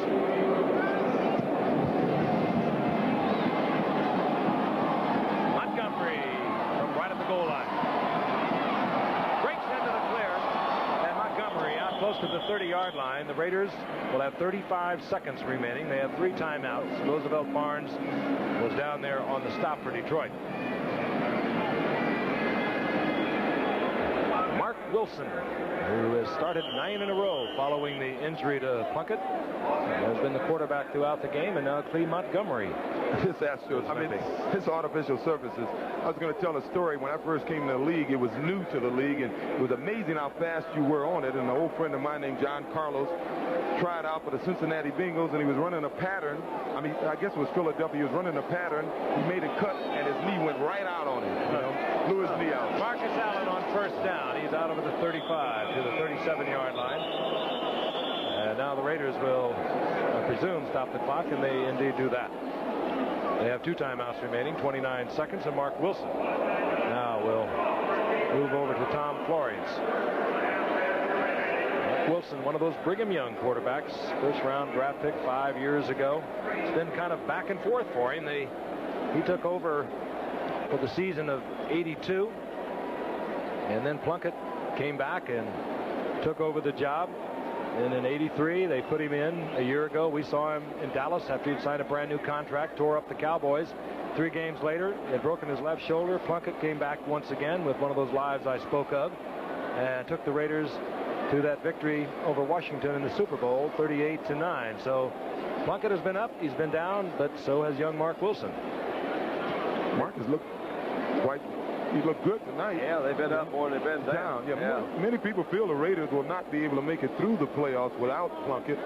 Mark, since his thumb appears to have healed on him, he's throwing the ball a lot better, and I'm impressed with the fact that he's able to find his second and third receiver here tonight. Marcus Allen got 7, so it's second down and 3 with 29 seconds remaining, and the Raiders with 2 timeouts. Wilson trying to get the ball to Barnwell, incomplete. It'll be 3rd down and 3. Looked like Cliff Branch slipped down. He could have even possibly been trying to hit Cliff coming out of his break, but he slipped, didn't make it out of that break, so it fell short. There's the big man they like to get it to, Malcolm Barnwell. He has had 7 receptions thus far this season of over 40 yards. A lot of speed. Well, it would have to be a Hail Mary catch if he's going to get one over 40 yards, and now this line secondary has given him a lot of room. The other speedster, Dokie Williams, has been split to the left. Wilson has the time, and Barnwell steps out of bounds, stops the clock. He has a first down for the Raiders near the 47-yard line. 17 seconds remaining in the half. Same pattern that they called to the previous play. It's incomplete. They said that's still open. Came back through it again. Your old prevent defense. That's right. You can sure run up the statistics on it. You really can. You know, it's really important for the Raiders to try to get something out of this. It would help the team morale, and it certainly would help their confidence in Mark Wilson and being able to move them with little time left on the clock to get some type of score. Now now Dokie Williams will go up to the top of your screen. Barnwell is also there. The speed represented by the Raiders wide receivers all at the top of your screen. Wilson. Oh, wow. He held on to the ball. They're saying no, he was out of bounds. But what concentration by Barnwell. And I'll tell you, did Mark Wilson put something on that? It won't help. There goes the flag. Oh, yeah. That's a terrible mistake by Barnwell to get himself into that situation, because the Raiders were getting down there close to where they would need just a few yards for the field goal. Oh, I can see why he's debating with the official. I know why he's upset, though. Yep. Every reason to be upset. That's a really tough call that Barnwell was obviously in. It could not have been juggling the ball because his back was right to the official who made the call. So now the Raiders, with 11 seconds remaining in the half, 2 timeouts, are in a much different situation. They were looking for field goal position for Chris Barr. He might run Marcus on one of these. What do you think? Right or wrong, you never win an argument with men in the striped shirts. That's right. That was my point. You just don't hurt your team by getting the unsportsmanlike call. Hawkins. Line of scrimmage, that's it. In the arms of William Gay. Yeah, let's go back in. We'll regroup. We'll regroup at half. Final seconds ticking down. And the Raiders lead the field with the lead. Mark Wilson. The quarterback, of course, he has a 7-3 lead over Detroit. We'll be back with halftime activities. Here now in the flesh is the former record holder, the man we've been calling Old What's-His-Name all day. Juice, what about the issue of the longer schedule? At the time you broke Jim Brown's record, it was duly noted that you did in 14 games, something that he had done in 12. Is it significant that the longer schedule helped Dickerson? I don't think it matters at all. I think he's such a great back that eventually he's going to go over 2,000 again, and I think before he's through, he'll go over in 14 games, maybe even in 13 games. As far as I'm concerned, kids who are watching football, they're not thinking about breaking a 14-game record. They're going to be concerned about breaking in the future whatever record stands, and wherever Eric places it, that's going to be the goal they're going to be after. And being a football fan, I think that's the way it should be. What about your relationship with Eric Dickerson? You spent a good deal of time with him this week. Yeah, well, we were being interviewed quite a bit this week, and he's a good kid. You know, he has a belief, which is nice. He has a tremendous talent. He has a coach that, as the years go on, Robinson is going to always create the environment for him. So I think by the time he's finished, he's going to have all the records in the book. You know, I told him last week, as I said earlier, I said, Eric, to keep the pressure off you next week, you have the 49ers. It's going to be a tough game next Friday night. They're playing Super Football. Try to get 180 or 190 yards this week. Eric went out and got all of them, and congratulations, Eric. You know, I've got a moment of insecurity here. Am I correct that Brown's record was set in 12 games, or was his a 14-game? No, Jim Brown's record was set in 14 games. Yeah. All right, so you did it in the same number of games. Congratulations again to you for your great career. Congratulations from us to Eric Dickerson for everything he accomplished. And we'll be back with more football right after this. Kickoff to the Raiders to begin the second half. The Raiders on top 7-3. Ed Murray. We had a look at Lee Montgomery, number 28, and Dokie Williams, number 85. Williams with the great speed. Second half underway. Lee Montgomery from the end zone. Oh, Montgomery gets outside. Bobby Martin is there, and he takes him at the 23-yard. 10 at their own 23-yard line. Mark Wilson, the first half, 7 of 11, 92 yards, and a touchdown, and they fumble the ball, and Wilson quickly covers, and he'll lose a couple of yards on that. Raiders, I'd like to reiterate once again, know they need a win tonight, and a win against Pittsburgh next Sunday, and then, of course, they will know the outcome of Denver and Seattle. They play on Saturday, and should Denver win that game, then the Raiders, if they can win tonight and against Pittsburgh, will play their first wild card game at home the weekend before Christmas. And that's important to them. Second down and 12. Marcus Allen. Allen with that stiff arm. You hardly ever see a tackle made on Allen from that angle because he is one of the great stiff arms in the game. It's just like a right lead. Gain of about 5, so it'll be third down and 7. Let's take a look at the stats from the first quarter, then we'll dissolve to the second quarter. Detroit, with their young quarterback, really put up some numbers on this second quarter when John Witkowski came in for Gary Danielson. He had a 47-yard shot to Jeff Chadwick for one of those completions. Just about equal time of possession. As a matter of fact, it is. You know, one of the stats is not on Third down and 7. Kurt Marsh has moved to center. Dave Dalby went out in the first quarter, came back for a little while, but Marsh is now at center. Wilson with a lot of time. Wide open is Allen, and he comes down with it at the 43-yard line for a first down. Gary Cobb not taking a deep drop. Marcus Allen was there, but Mark Wilson just had too much time.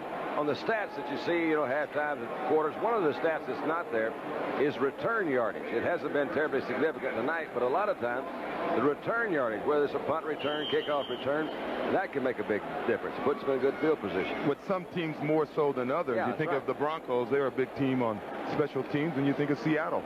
The Raiders have never really been a big special teams team. Much of individuals playing out there, right? First down and 10, the ball at the 44-yard line. And Wilson is back again, and again he has a lot of time. Looking for Dokie Williams. And a leaping interception by Bruce McNorton. There are no flags on this one. And he was touched back at the 8-yard line by Dokie Williams, but McNorton comes down with it, and Detroit gets the ball back, and we'll have a look again at the young rookie 6th-round draft pick, John Witkowski at quarterback. Well, Dokie, I think, may have thought a little more air was in the ball and may have traveled further. You try to teach your receivers, don't wait for the ball, attack it, go after it. And as you can see, Dokie is falling away from the ball. What a nice McNorton job. went after it. Yeah, he sure did. McNorton. Well, about 75,000 here, and they are booing the fact that Gary Danielson has stepped into the huddle.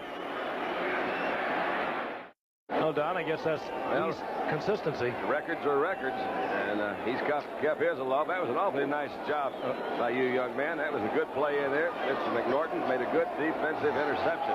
Witkowski is the quarterback. When the timeout was called, he came to the sidelines. The crowd thought he was leaving for Danielson. They booed. They like this youngster. He pitches out to Jenkins on the first down and 10, and Jenkins moves out over the 10-yard line. Taken there by Jack Squirey, the inside linebacker. Jenkins getting to just about the 12-yard line. Gain of 4. It'll be 2nd down and 6. Mike Davis, we understand, will not be back for the Raiders. Went out with a bruised knee earlier. Dave Dalby has retired, at least temporarily, from offensive center. Kurt Marsh, the left guard, has moved to center, and Charlie Hanna, the left offensive guard, has replaced Kurt Marsh. Those are the changes. 2nd and 6. Witkowski is back.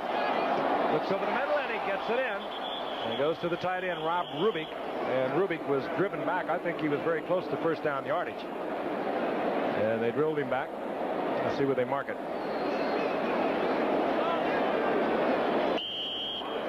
Stacy Turan is in there for the Raiders for Mike Davis, the rookie 6th-round draft pick out of Notre Dame. 3rd down along 1. Witkowski, I mentioned earlier, 6th-round pick from Columbia. Played on relatively weak teams there, but he set records for attempts, completions. Just under 8,000 yards in his career, 56 touchdowns. Had 29 touchdowns as a junior and 23 as a senior. He tore up the Ivy League. Oh, they should run a shovel pass. So the Raiders bring in all their pass rushers. That ball deflected as Witkowski really gets hammered back there. The crowd doesn't like it. They've kind of adopted this youngster. He was really popped. They may have been booing, thinking that Alzado had come in a little bit late. That's what you said, O.J. I think with a shovel pass or whatever it is, they didn't need that much yardage, so they just needed just a couple of yards, something very quickly. Yeah, they needed 3 yards, and with Greg Townsend coming in, number 93, you knew he would rush upfield outside. I think I'd have ran that little shovel pass right inside of him. Lee Montgomery at the Raiders' 42-yard line. Mike Black will kick somewhere around the 6-yard line. And Black hits off a booming kick. Oh, low, but carries to the 25.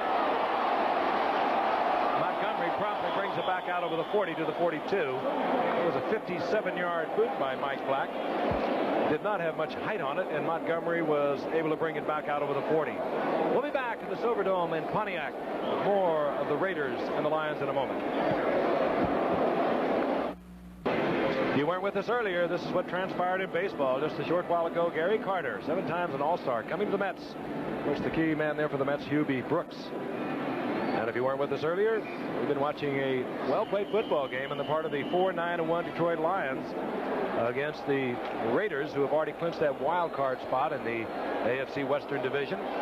Mark Wilson has the only touchdown of the game, a pass to Todd Christensen from 12 yards out. Ed Murray had a 48-yard field goal for Detroit. Frank Hawkins over the right side on 1st down and 10. He moves out somewhere around the 43-yard line. Gain of 1. It'll be 2nd down and 9. It was Michael Koper defensively there for Detroit. Well, the Raiders have had a history this season and in past seasons of playing down to their competition. This year, I think, more so than in previous years. But in watching a game like this, I don't think they're that concerned. They're the type of team that never really establishes one thing. But at the end of the game, they want to win, and they'll have big hot spots. They had a chance to go up 14-zip. 2nd down and 9, and Wilson is back. Gets in trouble, and he gets away from Gay. Oh, fires it, it's picked off. Don't throw that kind. Van Teddy, the middle linebacker. And tempers are flaring on the Raiders sideline. Now they're flaring out of the field. We have a couple of scuffles going on. The sideline flare was caused by a couple of the Lions going after Mark Wilson after the interception. Try to block him. Ken Van Teddy gets the interception. Wilson got in deep trouble trying to get away from William Gay. Threw another interception in there. That's 2 now here in the second half. I got a feeling that Jim Plunkett better start warming up. This is what you see right there. He made a good move to get away from Gay, but there again, you don't throw that ball. You can see him throw it right there at the last, kind of just out of desperation, and Christensen was not open. So now Detroit has it back in good field position. They're at their own 47-yard line. Never throw late over the middle. That's it. Too many things can go wrong. Best field position of the night, starting position for Detroit. And you saw one of the reasons the Raiders have played down to some of their lesser competition this year. Ken Jenkins back in the game offensively, a setback for Detroit. Fake reverse by Jenkins. Nice little move by Jenkins just powers all the way to the 45-yard line. He'll get 8 yards out of that. Raiders weren't really fooled by it, but this little man, second-year man out of Bucknell, who seldom, if ever, fumbles the ball. He's only 5'8", 185 pounds. He just lowered that head and got an extra yard or 2 out of it. Tough runner. It looked like Meadowlark Lemon from the Globetrotters the way he hit that ball there. Now you see me, now you don't. Now you see me, now you don't. Well, there is a Raider that is down. We did not see him for a moment. We take a look from our reverse angle, and it's Lester Hayes once again. Lester Hayes was in on that tackle. He was shaken up earlier in the second quarter, hurt his elbow, and the man we may be seeing before long, Jim Plunkett.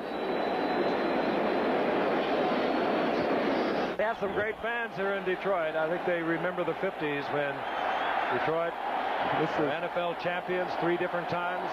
They are cheering a 4-9-1 team, and specifically young John Witkowski at quarterback. 2nd down, long 1, flag is down, and this is Jenkins in trouble. And almost got out of it as he's upended by Turan, the rookie from Notre Dame. Flag is down at the line of scrimmage, and Turan is down at the 46. Well, the Seattle fans should tell these Detroit fans that you start the wave when the other team has the ball. That's it. Illegal motion on the part of Detroit. So these fans are doing the wave here, and the Detroit players are trying to tell them to quiet down. We can't hear the count. I think they just want to get up the stretch. Penalty options being discussed now by referee Bob Frederick with Rod Martin, and we take a look at the wave as it circles the Silverdome here in Pontiac.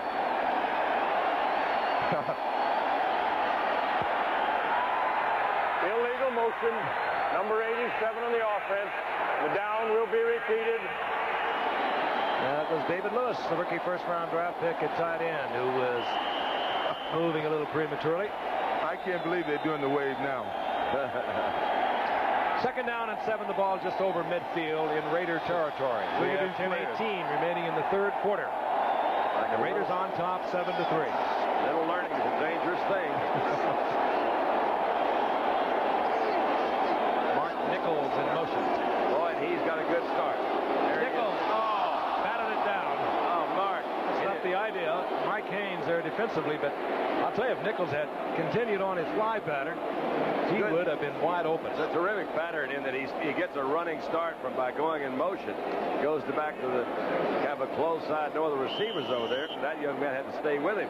Well, Mike Nichols was a #1 draft choice a few years ago out of San Jose State, and the book on him is he's been a little inconsistent. He's pretty good running down the field catching the ball, but he doesn't catch the ball well going over the middle. San Jose State, also East Bakersfield High School and Bakersfield Junior College. Had away. His name's Mark, too. 3rd down and 7. From the shotgun, Witkowski, the quarterback. Witkowski gets the pass complete to Chadwick. He's short of the 1st down, however, near the 45. It'll bring up 4th down and about 2 yards, and I think we'll see the punting unit. That was good position by McElroy that time. He laid off just enough to let him throw the ball, and I got a feeling that he knew that he would be short for that 1st down. He didn't let him get past the 1st down marker. Mike Black, 7th round draft pick a year ago from Arizona State. Punted well tonight. Lee Montgomery back for the Raiders. He'll guess with him, as Black will probably be looking for the corner. Either that or he'll hang it high looking for the coverage. Fake it. When I was in Buffalo, we had a lot of games like this, and we want to fake it, go for it. Oh, he may have caught something. He nailed it. Yes, he has. Mike Black puts it out. Looks like to be inside the 10. It is at the 9-yard line, but a flag is down at the line of scrimmage. Flag is down. What a nice effort by Mark Black. And they're going to bring it back. Illegal receiver downfield, and Black will have to do it all over again. Well, that's Money Clark. Unfortunate penalty there, because that was beautifully executed. Under fire here in Detroit. Ineligible member of the kicking team, downfield, number 58. Frank, you know, one of the things down there a little early for Detroit. One of the things that's not helped Monty Clark's situation, it's kind of strange, but Sparky Anderson comes in here and he says, look, I'm going to tell you something right off. We don't win in 5 years, it's my fault. And everybody, you ever heard a football coach say that? No, they don't like to do that, but Sparky... Baseball managers know that's true. They got to have to win or they get gone. Get good or get gone. There's Montgomery. Now it's stepped up to about the 14-yard line. Mike Black will try to do it all over again. Looking for the same sideline, and he has hit another beautiful punt. Will it catch the end zone? No. And it takes a Detroit bounce. Came right back. Black turned that over with the perfect spiral, and it took a Detroit bounce to the 5-yard line. A 45-yard punt, but more important, the Raiders will start at their 5-yard line. Good effort by Mike Black. Problems against the 11th rated defense of the National Football Conference, the Detroit Lions. In the last 2 possessions, Mark Wilson has coughed up a couple of interceptions, and now the Raiders at their own 5-yard line. They lead 7-3, 9:13 remaining in the 3rd quarter. Wilson looking for Dokie Williams. Williams stepped right in front of McNorton. He has a lot of speed. Look out. And run down by Alvin Hall after he had to do a little juking with McNorton, but good timing. McNorton had his back to the ball. Williams actually, I think, faked him just a little bit and came down with it. A 73-yard pickup. We're talking about a receiver adjusting to the ball. He was going to Dokie Williams all the way. It's an interesting drive. It was going to be interesting to see how this drive ends. Look at Dokie, a great adjustment to the ball. You saw Mark Clayton do that quite a bit last week. Well, Dokie heard you tell him to do it a while ago, so he got on to it. It's rare that you'll see Dokie get caught in the open field, but he was obviously starting from a dead start, and the other defender had a running start, Alvin. 1st down and 10. The Raiders on the 73-yard connection. Wilson to Dokie Williams. Marcus Allen, right side. As he does so well, back against the grain, works to the 15-yard line, a gain of 7 before he's upended by Koper. I got a stat for you, Don. You know, the Raiders have started drives inside their 20 33 times this year, and they've only scored 1 touchdown starting from there. This could be 2. This could be 2. And, you know, the Lions have just almost the opposite of that, don't they? When they start, they've had more touchdowns scored when they started back behind their 20.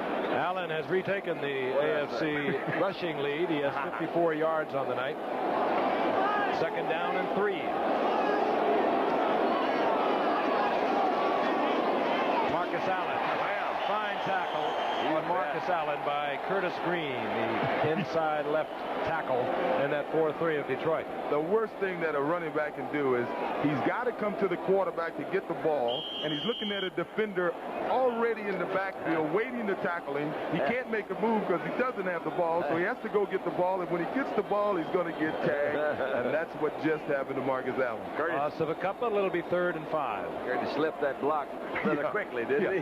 Now you want to tell the quarterback, pitch it, pitch it. Keep it, keep it. The Raiders are in a Todd Christensen mode. Doki Williams split to the left. Out to the right is Barnwell, and now Barnwell moves over to Doki Williams' side, and Christensen is They were in a Todd Christensen mode, all right. coming off the line of scrimmage, and that'll be 5 more. Flags are everywhere. We got a second flag also that was thrown later. Well, you're probably right. That was probably Todd's call. Delay on the offense. Delay. But Todd wasn't delaying. No, he didn't delay at all. He knew he was running out of time. I'm getting out of here. So it'll be 3rd down and 10. They used up their 30 seconds. 6:47 remaining in the 3rd quarter, and the Raiders struggling against a 4-9-1 Detroit Lions team. It's something to see big number 87 Dave Casper come into the game, because you can think of all those great years with the Raiders when he would be the man right now. Yeah. 3rd and 10. That's Dave Casper in motion. Marcus Allen, they keep it on the ground. And sliding all the way over from the right side, Doug English, and it'll be 4th down, and Chris Barr will be trotting out. Surprise? I was a little surprised. I know Marcus was happy. Those on those 3rd and obvious pass situations, that's when a back really wants the ball. He wants to break it, and that's when he can get his average per carry up. Unfortunately, the defensive team, the Detroit Lions, was looking for it. Chris Barr comes on. He's 19 of 25. Has already hit tonight. And kept his string of conversions alive. Well, they still only scored once in drives starting within their 20. Charlie Hanna is going to have to provide the snap. We mentioned Dave Dalby went out. Charlie Hanna, he has done a lot of deep snapping, though. Mark Wilson is the holder on a 37-yard attempt. And Chris Barr is perfection. So the Raiders extend their lead. They lead by 7. We have 5:48 remaining in the 3rd quarter. Detroit, number 82 is Pete Manley. He's back there with Alvin Hall, and Chris Barr will kick off. Barr having just hit from 37 yards out. High kick by Barr. And this will be Manley, the rookie from Northern Arizona, with a lot of speed. You got to use it, though, and hesitate in that gap. And he hesitated because he saw Chris Barr. Friday night, we'll be in San Francisco watching the 49ers. The 49ers 14-1 going against the Rams. Here is the situation for the Rams. If they defeat the 49ers, the Rams could clinch the wild card. The Giants can clinch the wild card then with a win over the Saints. And let's take a look at this one. If the 49ers defeat the Rams, the Redskins can clinch a playoff berth unless they lose to the Cards by 44 points. We've got a lot of things, and there is if a mild earthquake occurs in Colingo, California, well, then perhaps Tampa Bay will be in. Between 7 and 8 o'clock. On 1st and 10. Oh. To the 35-yard line, a gain of 4. It'll be 2nd down and 6. Giants fans obviously are going to be rooting for the Rams. Dallas fans are going to be rooting just the other way. Nacho Randy. 2nd down and 6. We mentioned it's been a bad week for my pal O.J. Dickerson gets 104 yards on Friday night. He's going to get one of your other records, O.J., a combined total yardage from scrimmage. I wonder, is that a part of the aging process? What's your record for? You got it, my man. Nice thing is you had records. 2nd and 6. Witkowski puts one up. He threw it where it had to be thrown because it was just absolute dead solid perfect coverage by Mike Haynes. How many of your records have been broken, Dandy? I had one. I know Pastorini got one. Yeah, broke my heart. I think Pastorini did it on purpose, as a matter of fact. That was total fumbles for a given season. Yeah, that's right. And I think the last couple of them were giveaways. He wanted the record so badly. Yeah, could have been. I don't know. I've talked to Dan about that. He denies it, of course. Third down now and 6. We have 4:49 remaining in the third quarter. How many games did Dan play? Yeah, that's true. That's another. He had more opportunities. He played more games than I did to break that. Witkowski from the shotgun. Steps outside of Howie Long. Back and run. Ooh, and Sean Jones had zeroed in on Witkowski, and Sean Jones is 6'7", 265. But Witkowski runs up there close to a first down. He is perhaps a yard short, and it's going to be fourth down. The crowd's not going to like Mike Black, the punter, coming out. Yeah, go, go, go, go, go. That's an 8-doll. Good effort by Witkowski, coming up a yard short, however, and Mike Black is on. And there's Clee Montgomery. The Raiders have been getting awfully close to blocking a punt a few times. This time they have a return on. That's why no one really rushed the quarterback. This one doesn't turn over, and Montgomery will have an opportunity. And out over the 25 to the 27.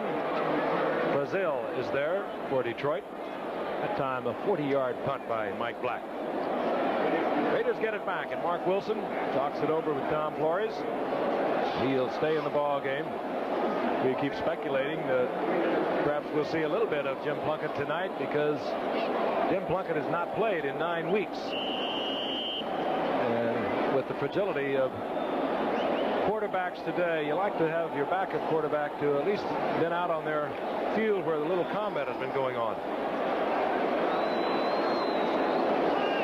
First down and 10 Raiders at their own 26.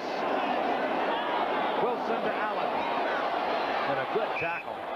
That's William Graham, the strong safety, with a good effort against a very shifty Marcus Allen. What are you laughing about? I'm laughing because I know I've talked to Marcus about that on a few occasions. Yeah. That when you're out there and they don't throw the ball right away, and all of a sudden the guy who's covering you starts running towards you, don't throw the ball now. You know, I don't have a chance now. Don't throw the ball out here now. That's like that handoff you were talking about a while ago. Don't give me the handoff. The thing's gone. A gain of 1. Second down and 9. Wilson back. Wilson in trouble. And down goes Wilson in the arms of Jimmy Williams. He's an interesting young man, Williams. He was a walk-on at Nebraska. He weighed 180 pounds. 4 years later, he was a #1 draft pick in the NFL. That's work and dedication. Jimmy Williams. Sick. He just pumped himself up there at about 230, didn't he?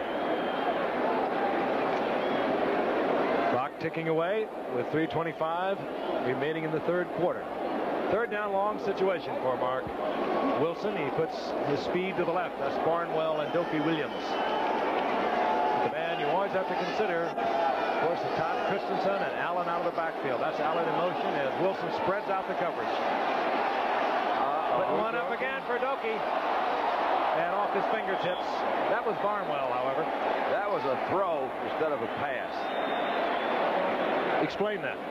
Well, I mean, he just got back. He's not really trying to hit somebody. He just knew generally where he was going to be, so he's going to throw it down there. Maybe one of his guys will run under it. I guess if you have that kind of speed, such as Barnwell and Dopey Williams, you just maybe throw it as hard as you can, huh? That's what he did that time. Here's Robbie Martin. Guy is in for the Raiders to provide the punting.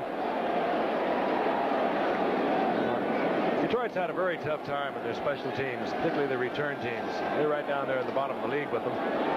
Only one of the problems that seem to compound themselves in a 4-9-1 season.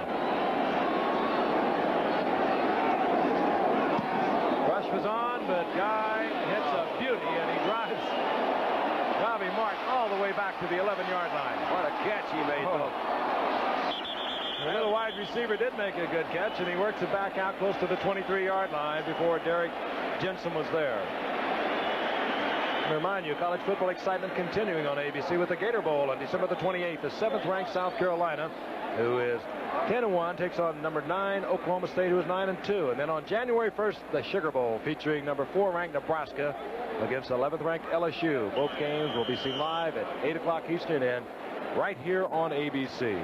Year of the Olympics. And of course, coming up, the Super Bowl January the 20th, and the voting was held on the Pro Bowl today around the league. We'll be bringing you the Pro Bowl from Honolulu January 27th. It's been a magical year in sports here at ABC. On 1st and 10, Witkowski trying to get deep to Thompson. And great coverage. Hayes on the inside, the free safety, then McElroy on the coverage also. Lester's having a tough night tonight. He's gone out of the lineup twice, shaken up. Well, Leonard Thompson has always been a big play receiver. This may be his best year ever. He has 48 catches coming into the game, but it's interesting watching Lester cover him. You know, ever since they made that no stick-'em rule, Lester stopped intercepting passes. I think he had about 10 or 11 interceptions one year when he used to wear that stick-'em all over him. And, you know, I think it's a psychological thing. I really don't think it's it made him catch the ball any better. 2nd down and 10. Detroit just out over their 23-yard line. Witkowski looks for Nichols, and in and out of his hands as Lester Hayes gave him a pop as he went up for it. The young quarterback, John Witkowski, he really missed him. He had a guy open that time and kind of hurt it and let it go a little bit too high on him. 3rd down and 10 now, and the Lions will go from the shotgun.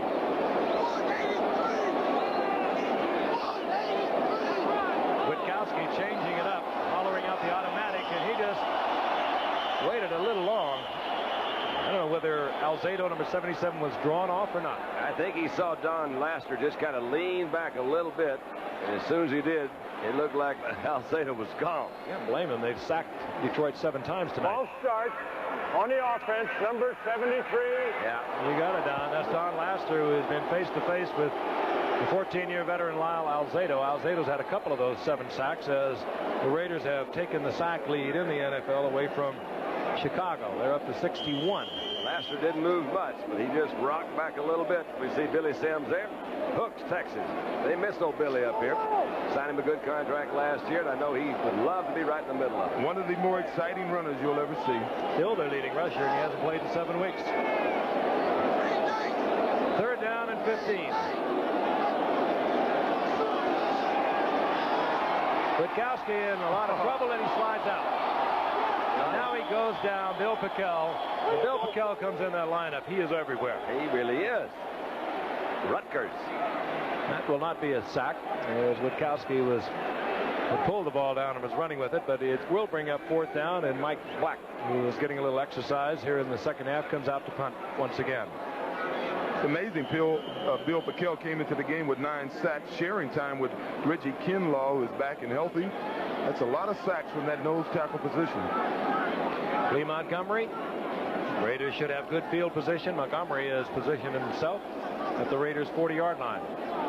1:49 remaining in the 3rd quarter. And the Raiders on top. They lead 10-3. This is an example where that return yardage. Look at that. I told you they'd go after it. Whoa, and a flag is down, and Black is looking for 1st down, but a flag is down. Holding. Oh, no. I'll bring it back. Several big plays tonight have been brought back because of the penalty. They have plagued Detroit throughout the season. A very alert move by Black that time. Yeah, but would have had it blocked. Yeah, we were talking earlier that they were coming after that punt earlier in the game, and on the last punt they had a return on, but I'm not surprised to see him go after it on that play because they've come so close earlier in the game. Well, you know, you're talking about the return yardage. The hands by the offensive team. 10-yard penalty. Talking about the return yardage a moment ago. What put him back there in the first place was Ray Guy's punt. Ray Guy got off a terrific punt the last time. He kicked the ball 60-some-odd yards or whatever it was. Now they've got a little penalty, so it's Mr. Black's time to let me see if I can answer it. Because the Raiders are probably going to pick up some yardage on this. Now Clay Montgomery moves up almost to midfield. Detroit has now been penalized 9 times for 84 yards. That has been the Raiders' 12th man. There's a good punt. Black gets it to turn over and drives Montgomery back inside his own 40. Oh, if you can just get there. Oh, what a block that was. See, Montgomery got a tremendous block and gets it back close to midfield. Let's take a look and see if we can pick up the holding. Oh, Yeah, he's holding him. Well, that's not holding very bad. Well, he may have saved a few points. He may have blocked that punt had he not held him, by the way, too. That's tough on the costume. Yep, that was number 54 that was holding Roosevelt Barnes. So the Raiders do indeed get good field position inside Detroit territory near the 49-yard line with 1:21 remaining in the third quarter. Let's see if they can get it in this time. Well, all right. I don't have anything else to do. Doki Williams goes left. Barnwell is in a little wing position at the top of your screen, now moves in motion. Wilson loses the ball coming away from the center. Twice. Covers it now. Oh, I think that's the third There'll be a loss of about 4. Might be. Well, they got a new center. We've mentioned that Dalby's been out. They're trying Rick to work. Marsh has moved over there, and Hannah has moved in a left guard. Dalby tried to come back. He was injured in the first quarter, came back for a little while, but then had to step out as a very sore ankle. I didn't know Santa had red hair. Yeah. I knew he was a football fan. Yeah. He brought me a football uniform years ago. That's so nice of Santa. He's always spoken so highly of you. Second down, 15. Wilson, very cool, gets it to Todd Christensen. He gets back to the original line of scrimmage and then stretches for 3 more. You've noticed as the game has gone on, other than throwing ups, Mark Wilson has not thrown the ball to his left side. Actually, he's thrown the long one to, other than the up. That's right. Sort of right-handed when it comes time to finding guys. He sort of looks towards the middle of the field, then to the right side of the field. And the Raiders are going to let the time expire here in the third quarter. Once again, they lead 10-3. And we'll be returning to the Silverdome in Pontiac, Michigan for fourth quarter action. But right now, this word from our local station. Stay with us. Certainly.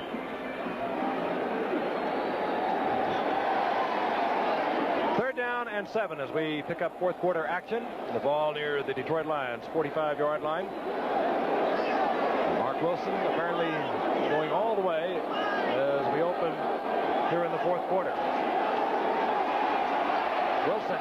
Oh, and Doki Williams doesn't handle it. He would have had the first down. Wide open, actually.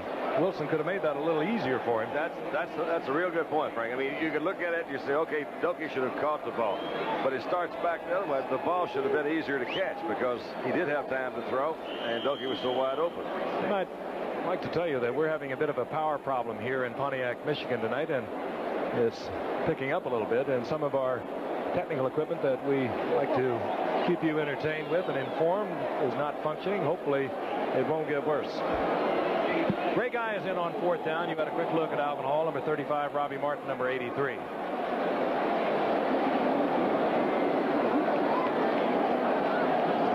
Ray Guy pulls it off the carpet, looks for the corner. And and he did it again. Ray Guy led the league, putting it out inside the 20 coming into tonight, and this time he catches it at the 8-yard line. That's nice. What a weapon he is. I swear, he is really a real plus on anybody's football team, and he's done it for so many years. I really would. I can see why a first-round draft choice is Ray Guy is certainly deserving of a first-round draft choice. I mentioned earlier that the Raiders weren't exceptional on special teams, but when you consider Ray Guy, I guess they are exceptional. He really is. He kicks it so high and so long. As Frank's pointed out, he's very accurate before he puts it. Now you say, I say earlier, that they're very good, maybe the best in the NFL in scoring in drives starting inside their 20. Well, we'll find out. At the 8-yard line, first down and 10, Detroit. Jones in motion. Jenkins.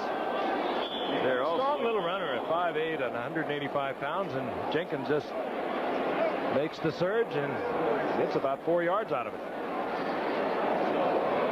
And they're going to mark it at the 13, so call it 5. It'll be second down and 5. Jenkins a free agent last year after a couple of years at Philadelphia. Last year mostly involved with kick returns, but with the injury to Billy Sims 7 weeks ago, he has been seeing a lot of playing time. And doing a good job. Second and 5. And Witkowski turned the wrong way. things happen. And pays for it. Stacy Turan, the rookie from Notre Dame, was right there. Witkowski, in case you weren't with us, has replaced an injured Gary Danielson at quarterback. This is Doug English, Pro Bowler a year ago. He's a big guy out of Texas that was going into the oil business, decided he's going to give up football. And he looked at the oil business a little bit more closely, decided he'd come back and play some more football. Laid out the entire season of 1980. One of the better tackles. Yeah, I saw him on a local interview here today, and he was talking about, well, you know, you're a forward 91. He said, I don't care. He says, boy, you go in that stadium and you start yelling, and you smell that cigar smoke, something makes the hair on your neck stand up. I'm going to play. Out of the shotgun on third down. The reverse, and it goes to Jenkins. And Howie Long is not fooled at all. Jenkins, however, turning it into something. Jenkins for the first down with a superb individual effort. He got away first from Howie Long, and he gets the first down at the 20-yard line. Interesting play, a little variation off the old Statue of Liberty play. See the quarterback here. I didn't know he faked the pump. I haven't seen that in a lot of years. If he'd have kept the ball up over his shoulders, it would have been the Statue of Liberty. As you can see, a little guy here at 5'8". Mr. Jenkins does an excellent job of finding the first down and getting it. And he held it over his head like he was going to pass. Mr. Jenkins wouldn't have been able to get it. He had to jump up. Get it. A jump ball. We're in the fourth quarter, and the Raiders are leading 10-3. A win tonight, a win over Pittsburgh, and they perhaps can get the first wild card game on their home field in the LA Coliseum. That's what they're looking for tonight. Whistles blow. Too much time. Happens when you bring a youngster in there. Delay the game by the offense. Witkowski, of course, not calling his own plays, but you got to get it into the huddle, and get it delivered. Here's the stat I was talking about, O.J. When you think about teams that drive the length of the field for a touchdown. Raiders once out of 33. All right, but San Francisco, San Diego, Miami. Those right. Those are the three teams that are on top, but Detroit is the fourth team. They've marched 80 yards or more to 13 touchdowns. See there? They haven't done it often enough, though. Yeah, that's it. First down 15, following the delay of game penalty. They've scored 2 from the other parts of the field. Look out, boy. And down goes Witkowski. Interesting story, this young man. Came in a 6th-round draft pick, as we told you earlier. If you weren't with us, set all kinds of Ivy League records, almost all of them out of Columbia. Threw for 23 touchdown passes last year, 29 the year before. And he came in under the most adverse of circumstances. When Danielson was hurt, he took it over at the 1-yard line and marched the Detroit Lions right down the field. They really got the fans hopped up. There's some 67,000 of them that have shown up tonight for a 4-9-1 team, but they have been cheering this youngster ever since he came into the game. That's the 8th sack. And the Raiders are now up to 62. Beautiful job of Piquet. As Don and I were both trying to find out if Rutgers was in the Ivy League, the school that Bill Piquet went to. We found out it's not. Of course not. From the end zone, Witkowski gets it to Jones. We knew that. Jones works hard and gets back out to the 18-yard line, close to the original line of scrimmage, where it's going to put young John Witkowski in a 3rd and long situation. Chestnuts roasting on an open fire. Jack Frost and nipping at your nose. Christmas trees hanging from the roof. That's a very strange but interesting place to put a Christmas tree. The roof of the old Silver Dome. Christmas spirit has arrived early. Yes, it has. Ho, ho, ho. 3rd and long. And believe me, the Raiders front down 4 will just nail the ears back, and they will come. And there's one of them. Howie Long. 2 of them. And Witkowski gets away from Howie Long, but it's deflected, batted away by Piquet. That's Piquet. Doesn't have a way of being in the right spot, does he? He sure does. Howie Long made him duck first. Shoved him back to the inside, got a little more pressure. Piquet was right there to look like hit his arm, or at least deflected. 4th down, Mike Black on once again. The Raiders should get it back. Good field position. Piquet's been everywhere. I think he has 3 or 4 sacks tonight. The Raiders have had the NFL Defensive Player of the Week the last 3 weeks. Rod Martin, Mike Davis, and last week, of course, Mike Haynes. Those 2 big interceptions against Miami. They're getting ready for the playoffs. Miami also ripped off over 500 yards. 470 of it passing. Black doesn't get it to turn over, but it drives Montgomery back close to his 30-yard line. And he finds a big gap. Could do it all the way. Mike Black is the last Detroit Lion. Those flags are down. And Clee Montgomery, who replaced Greg Pruitt as the return man a couple of games ago, that's his first touchdown return. It goes 69 yards. Well, like O.J. says, they don't pay much attention to those special teams. I was just Mike Black hit a good punt. And Clee Montgomery, he used to return punts in 80 and 81, and then Greg Pruitt came in and took that job. But Pruitt had plumbolitis early in the year, so they brought Clee back, and he did the right thing, O.J. Saw the gap and turned it on. You saw the great movement. I think this is Ted Watts. No, that's number 30, Tracy Tarrant. He makes a nice block, and Wilbert, he looks like his brother Wilbert Montgomery from Philadelphia. There you go, Clee. Chris Barr is on for the conversion. 10:44 remaining in the game, and the Raiders strike from 69 yards out on a Clee Montgomery punt return. Raiders now move out on top 17-3, and there's a youngster. Way to go, Clee. Yeah. Looks like your brother also.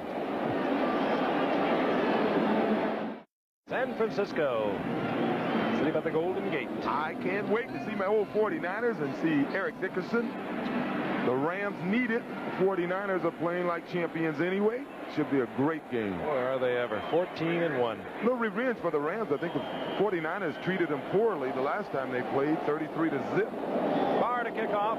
Mantley is back along with Alvin Hall. And Alvin Hall will bring it out. Flag is down.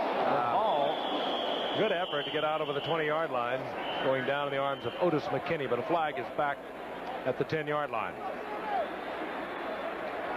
Detroit, meanwhile, they're not thinking playoffs. They're thinking getting through the season, some sort of self-respect. They close out on Sunday against the Chicago Bears. The illegal block on the kick return team, number 92. I think that's the 10th penalty now against Detroit. And it'll take young John Witkowski all the way back to the 5-yard line. He has been one of the interesting stories we've watched develop here tonight. Watch number 92 and number Angelo King is 92, linebacker that came to Detroit from Dallas. And he got him right in the back, sent him on his way. John Witkowski, he has been underneath his goalpost much of the evening. That's where he started, wasn't it, on his other goalpost. First down, Witkowski. This time, one of the few poorly thrown balls. Trying to get it to Leonard Thompson and trying to work in front of Lester Hayes. But he was reading about Lester Hayes when he was in high school. And Van Pelt, too. You know, you think about it. Van Pelt just looks so much bigger. He just looks big and tall out there. He just doesn't look like a linebacker. Well, I think that's one of the reasons the Raiders wanted him, especially on that left side of that defense. They used to get it from Ted Hendricks. That's right. You think about that great Dallas team with Tall and Dutton coming from that side. It really impedes the quarterback's vision to that. You know, most quarterbacks will throw to their right, and they can't see. They got to throw over those guys. Second down and 10. That's a good point. See, I hadn't really thought of that. Howie Long was close, and Witkowski unloads it, fortunately, in the general area of a receiver. It was Jeff Barnes who finally got to Witkowski, but Howie Long just about collected him in the end zone. Howie Long is something a little different, and he is having himself quite a night, along with Lyle Alzado. There's Howie Long. Big Howie came into the game with 9.5 sacks, but he's had about 40 penalties called against linemen trying to block him, holding him. Now watch how Howie in the middle of the screen. That statistic is never... He just went right through, didn't he? That is a stat, O.J., that you touch on that is never recorded. How many times do you force a holding? How many times do you force an illegal movement on the line of scrimmage? He certainly forced him out of the pocket right there.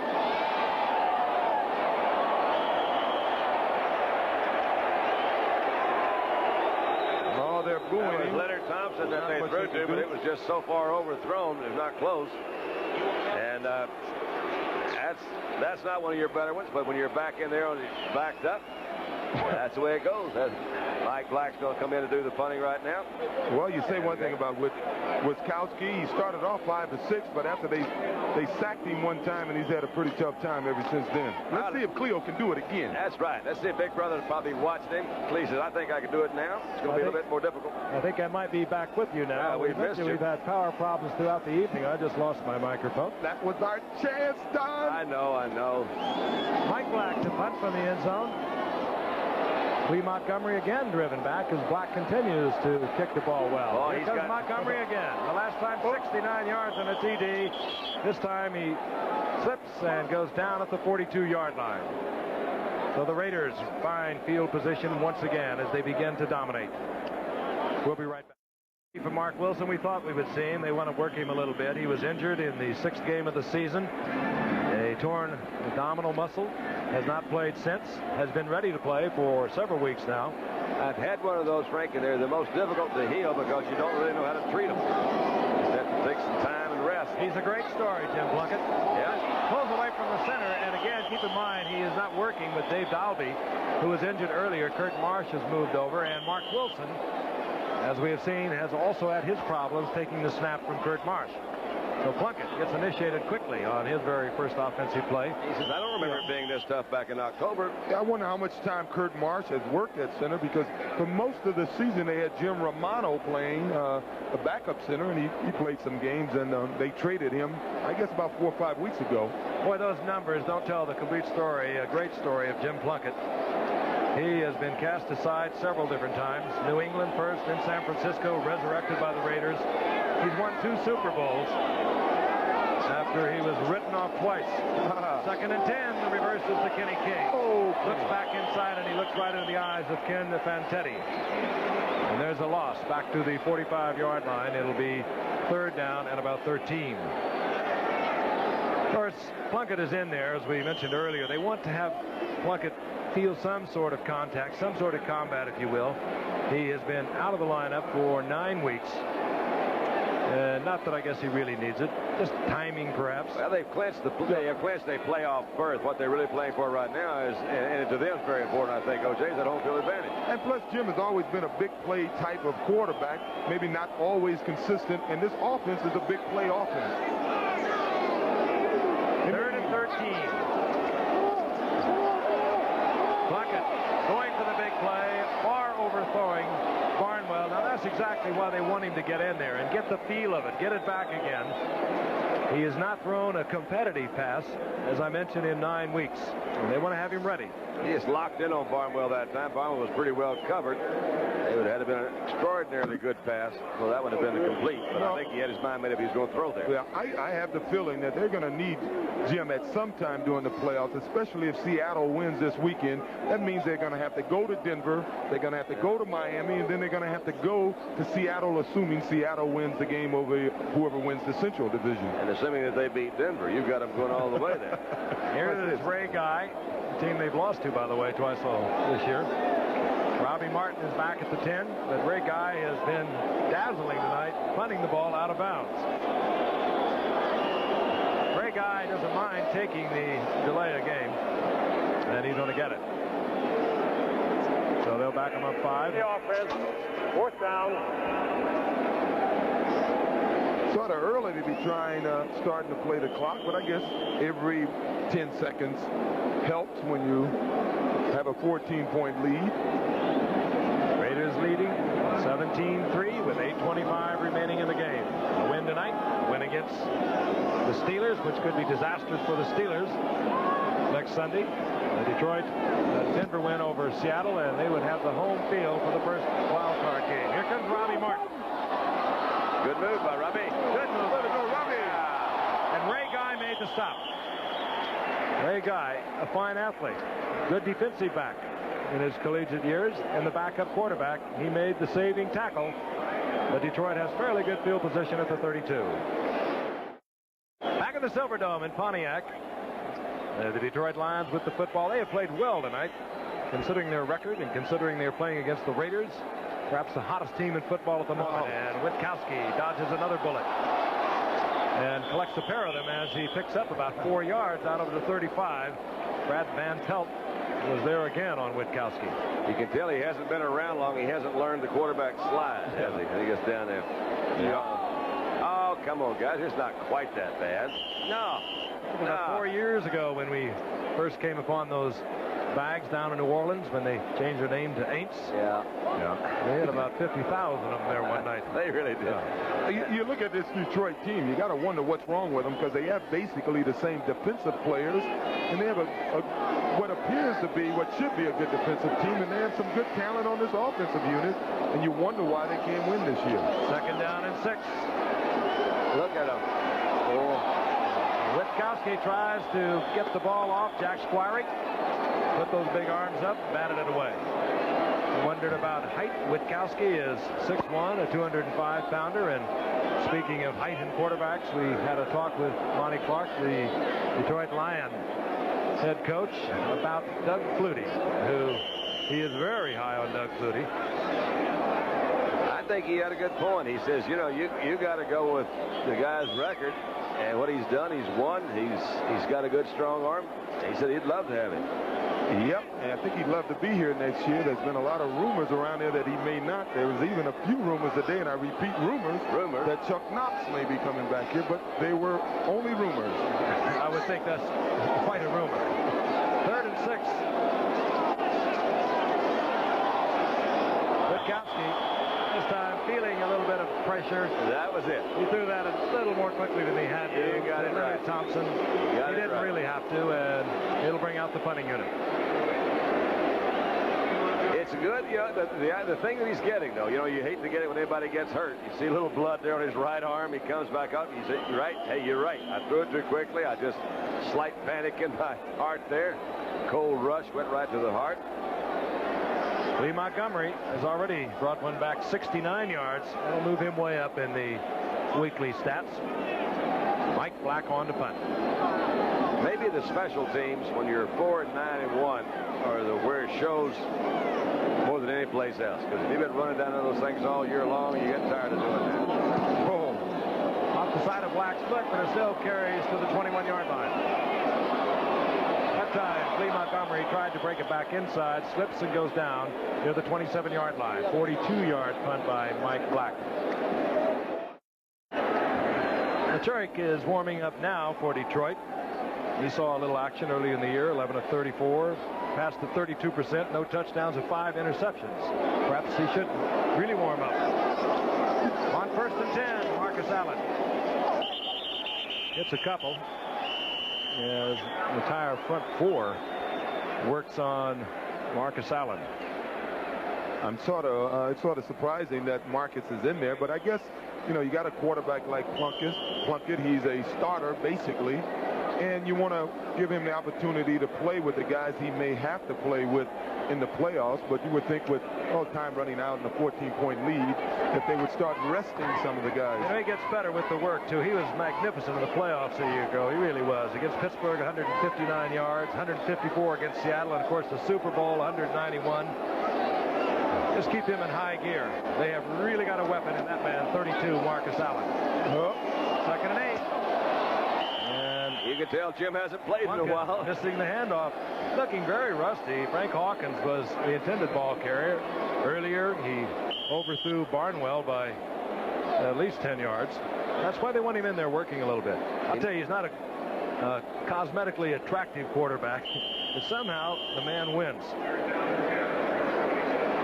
In his career, he passes for just over a little over 50%, but that is a reflection really too of the Raiders' deep game. They like to go up on top. He's been everywhere. He won the Rose Bowl. He's won a couple of Super Bowls.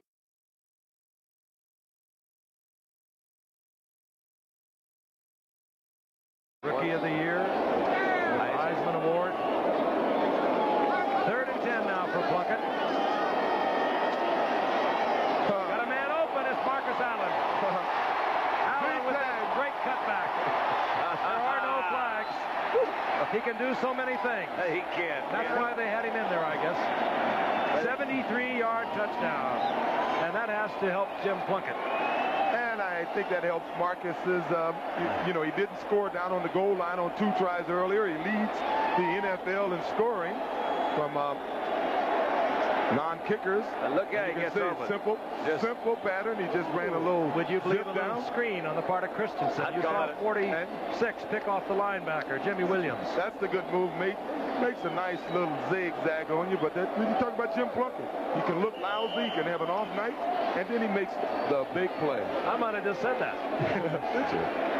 Well, Marcus is the same way, as a matter of fact. Marcus can look kind of sluggish there, and all of a sudden he'll break one open, do the same thing. But Plunkett has always been a big play quarterback. He's perfect for this Raider offense. Chris Barr with Greg I holding. And the Raiders move out on top 24-3. And one of their goals, a win tonight, looks fairly secure. They'll be thinking about Pittsburgh next week. And possibly a home field in the Wild. Allen. Marcus Allen, perhaps as good as anyone in the game, perhaps ever, coming out of that backfield. The setback. Got a little help from Todd Christensen, too, knocking off the linebacker, Williams. That was a little bit heavier than a screen, don't you think? When Todd ran it, it was a shield. Chris Barr to kick off. Manley is back along with Alvin Hall. And this will be Pete Manley, a rookie from northern Arizona. Out to the 23-yard line. Oh, Marcus Allen. He came into tonight with unbelievable numbers already in his 3 years. 39 regular season games, as we look at it again. Nearly 3,000 yards rushing, over 165 receptions. Pretty nice little pocket to start with. Well, I'll tell you something. He's the one back.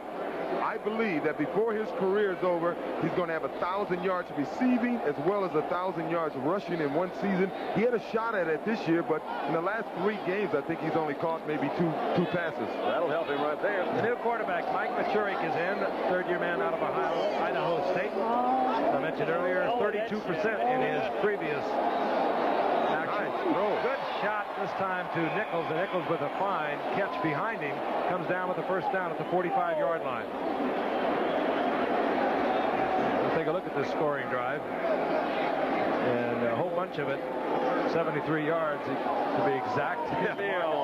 Typical Jim Plunkett-led drive, couple of nothings and a touchdown. Well, that is so true. That's not a drive, that's an excursion. Plunkett did start the first 6 games for the Raiders. They looked awful, but they won 5 of those 6 games.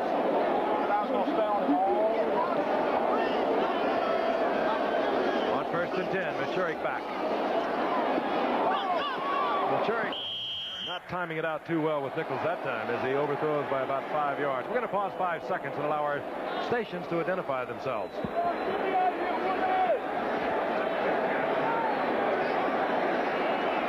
The Silverdome in Pontiac, Michigan, where the Raiders came in tonight looking for a victory, hoping for a win next week against the Steelers, hoping Denver will defeat Seattle. And if that scenario should take place, well, then the Raiders will get their wild card game at home against Los Angeles. But they really are not in control of their own destiny, but they can contribute. Christmas did not come early. Second down at 10. That one's batted away. All right. And Piquel tries to come down with it. I don't know who got the hand on it. Piquel had it. Evidently, he doesn't have good hands, but I think Piquel is trying to be NFL Defensive Player of the Week. You weren't with us earlier. It was a very tight game. It was 7-3 at halftime, and the Raiders have slowly worn down the Detroit Lions, and they now lead 24-3. Henry Lawrence, you see him there, number 7. You wouldn't believe it. He has an excellent voice. He plays at and sings at some of the local spots around Los Angeles. He made an album. You sing very well, O.J. Give me a break. That's routine on an open tile. 3rd and 10, looking deep and trying to get it to Manley, the speedy rookie out of northern Arizona, incomplete. That'll bring up 4th down. So Henry did limp off a little bit earlier in the ball game. Yeah. But he still came back and played. Kid's got a strong arm. We've seen that twice. Machurik is going to stay on 4th down and 10 with 4:17 remaining in the game. Can't say that I'd blame him. Leading receiver coming back into the line, Leonard Thompson. I don't think he's caught a pass tonight. He had 48, which is his career high. He hasn't caught a football tonight. The Raiders do that to you. They take away your best weapons and say, try and beat us with the weaker things. Yep, very rarely you're going to beat them with your outside receivers. Your tight end and running backs are going to have to catch passes to beat this Raider team. On 4th down, Machurik is back. Wow. Cal really levels Machurik. Piquel's having a night. Dexter Bussey, the intended receiver, but Machurik showing a lot of guts just to stand there. He could see Piquel bearing down on him. Yeah, I think Piquel feels that Howie Long wasn't drafted that much higher than he was. Howie just signs a contract, $4 million over 3 years. 3 years or so. So I guess he figures, let me get on my job and I can get some few ducats down the line. Can't say that I blame his thinking, can you? Raiders have it back, good field position in a commanding lead. Once again, we're going to want to remind you, we'll be watching Eric Dickerson and the Rams go against the 14-1 San Francisco 49ers. That'll be Friday night. And then we'll be moving on to Miami, or Miami and Dallas. All sorts of implications there. And we follow this game as we look at Kenny King. No one has ever won 15 games in an NFL season. Think back to when the Dolphins were undefeated. That was a 14-game season. The 49ers can do it on Friday night. I've forgotten who they lost to. Do you remember? Who beat San Francisco? Pittsburgh. I believe it was Pittsburgh. Pittsburgh? They had a chance to tie it in the end, and they had a few chances to score. I think they blew it. Second down and 8. 43-yard line of Detroit. Plunkett hands off to Chester Willis. That's his 4th attempt of the season, so we're seeing some of the players that Tom Flores would not be going with under ordinary circumstances. The stars of tomorrow. They'll have to wait a long time, particularly this man, for Marcus Allen to disappear from that backfield. It's awfully good to have that opportunity to do that. Tomorrow. Stars of the 90s. I should have said it that way. Ticking down close to 3 minutes. The Raiders looking over 3rd down and 8. Allen now 57 yards on the night. The Detroit defense has been tough. They've given up big plays and they've had a lot of penalties. The flag is down as Plunkett finds Todd Christensen.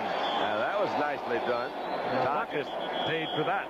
But Todd moved in there very well, opened up, turned around, just kind of slid a little bit one way or another. Appears to be, I thought, an offside against the Lions. But that was a nice move by Plunkett to kind of hold his ground. Gotta like Jim Plunkett. Defense, number 62 is offside, and the penalty will be declined. First down. Curtis Green moving earlier, and it'll be first down Raiders at close to the 22-yard line. I don't think you're going to see Jim Plunkett starting maybe in the next few weeks, but no way. I don't think they're going to wait as long. The quarterback they feel of the future is Mark Wilson. They want to know that they can go back to Plunkett, and he's the kind of quarterback that can handle it emotionally too. Well, as Plunkett has proven. Cliff Branch, and that's his first reception of the night and his 500th career reception. All right, Cliff. Hey, the guy saved the ball, I noticed. I'm glad he got that. I've been watching him for a lot of years, 13 to be exact, and really one of the talented receivers ever to come into this game. He's given us some great feels. Remember those days, Don, with Kenny Staber dropping back and hanging that thing up? Between the two of them, it was always exciting, and usually they did what we came to see them do. So Cliff Branch has his 500th reception. Picks up 8, second down and 2. Kenny gets to the outside, and he'll run over you, given the opportunity. He gets the first down inside the 10. Alvin Hall made the stop. You may have a little clipping on that downfield. Sam Sill looked like he was coming back to try to help Kenny, and may have blocked his man from behind. They're going to back the Raiders up. Good effort by Kenny King. Didn't Kenny King come to the Raiders from someplace like Houston or something? Yeah. He said he had a T-shirt once that says, "I block for the Heisman." I blocked for that's right. Well, he blocked for Earl Campbell down there. He blocked for Billy Sims at Oklahoma. And he blocked for Marcus Allen as he looked at Cliff Branch. 67 touchdowns in his career. He's had 22 100-yard games, 500 receptions now.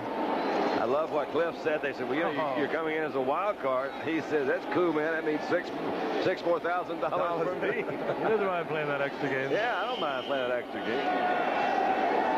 The ball plays just inside the 25-yard line. Second down and 12. Kenny King once again left side, and down goes Kenny King. Back to the original line of scrimmage. It'll be up a third down and 10 as we tick down close to the 2-minute warning. Gary Danielson, who was replaced by John Witkowski, went out of the game with a turf toe. Gary Danielson, a hot quarterback for the last 3 weeks. Oh, he's been on and off. Lions Lions have struggled this year after winning their first championship ever in 26 years. Last year, the Central Division of the NFC. And the victories that they have had have come against under 500 teams: Atlanta, Tampa Bay, Minnesota, and Green Bay. It's not been a good year for Detroit. 2 minutes remaining in the game, and for the Raiders, they have one of their missions accomplished. And one of them being they will win tonight, and they will go in against Pittsburgh, a team that they have to be considered a favorite over. If they can handle Pittsburgh next Sunday, and they'll go in knowing what they are going to be doing as a wild card, because Denver and Seattle will get it on Saturday. A Denver victory, however, and the Raiders will host the first wild card playoff, and it will be against Seattle. That's Chester Willis working the left side on 3rd and 10. Alvin Hall was there defensively. The other thing they have accomplished, they have an unbelievable record on Monday Night Football. They now are 24-3-1. Amazing. You know, it's funny thinking about the Raiders playing Pittsburgh next week. They must be considered the favorites. Then you think about Cincinnati playing Buffalo. They must be considered the favorites. Can you imagine Cincinnati making the playoffs this year? They could do it with a 500 record. That'd be the first time that's ever happened. It could even be said to be likely that they will. Well, I'm happy for Sam White. I'm a little, I feel bad for a lot of the Pittsburgh players if it turns out that way. Coach Sam was one of my coaches when I was in San Francisco. Chris Barr, 37-yard attempt. Ray Guy will provide the hold. That was a high snap. Dave Dalby not available tonight. Kurt Marsh in there, or rather Charlie Hanna. He has not been providing the snaps on the field goal unit. And Gary Guy had to bring it down from very high position. Sometimes it's difficult to do. Listen up. This telecast is presented by the authority of the National Football League. All right. It is intended for the private use of our audience. You got it. Any rebroadcast or other use of this telecast without the express written consent of the National Football League is prohibited. Say it, man. That is good, Juice. 102 remains in the game. The Lions have 3 timeouts. The ball at the 20-yard line, and I can't tell you, I've played on a couple of teams that have this kind of a record. It's tough to get through these final games. They played the Raiders tough tonight, sloppily at times, but tough. Machurik fires it in, gets it complete. It goes to Jeff Chadwick, and he'll have a first down. I want to remind you, the executive producer of ABC Sports, as always, Brun Arledge. ABC's Monday Night Football, produced by Bob Goodrich and directed by Chet Forty. Technical director Joe Chavo, halftime producer Peter Lasser, associate director is Kim Felton. Machurik from the shotgun again on first down, throws underneath to Dexter Bussing. And Bussing up close to a first down near the 42-yard line in the arms of Otis McKinney. Associate director Kim Belton, technical manager Coach Coltrane here tonight, our unit manager Herman Norris, telecommunications manager Mike Farrell, assistants to the producer Tony Tortorisi and Charlie Wiseman. The referee is calling a strange timeout out there, and I don't know whether it's for injury or what. He's trying to get a trainer to come out, and I'm not. One of the Lions, and I believe it's Don Laster, is having a bit of a problem. Well, it might be Keith Dorney. We saw him go up, have his thumb x-rayed, and then he did come back onto the field. And it appears he might be the guy that's coming back off, and it might have something to do with the cast that they put on his hand. Yeah, improper equipment. You have to have that thing wrapped. You can't have anything solid, anything hard. And now Dorney is complaining, but it was a referee that picked up on it. They're exactly right, Don. What can you imagine? Out of the game he comes. I don't know whether his thumb is broken or not, but it certainly hurt. He put a cast on it, came back and played.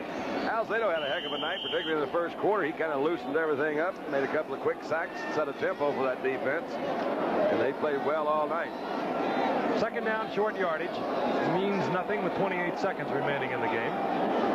Machurik from the shotgun. Look at this one. Uh-oh.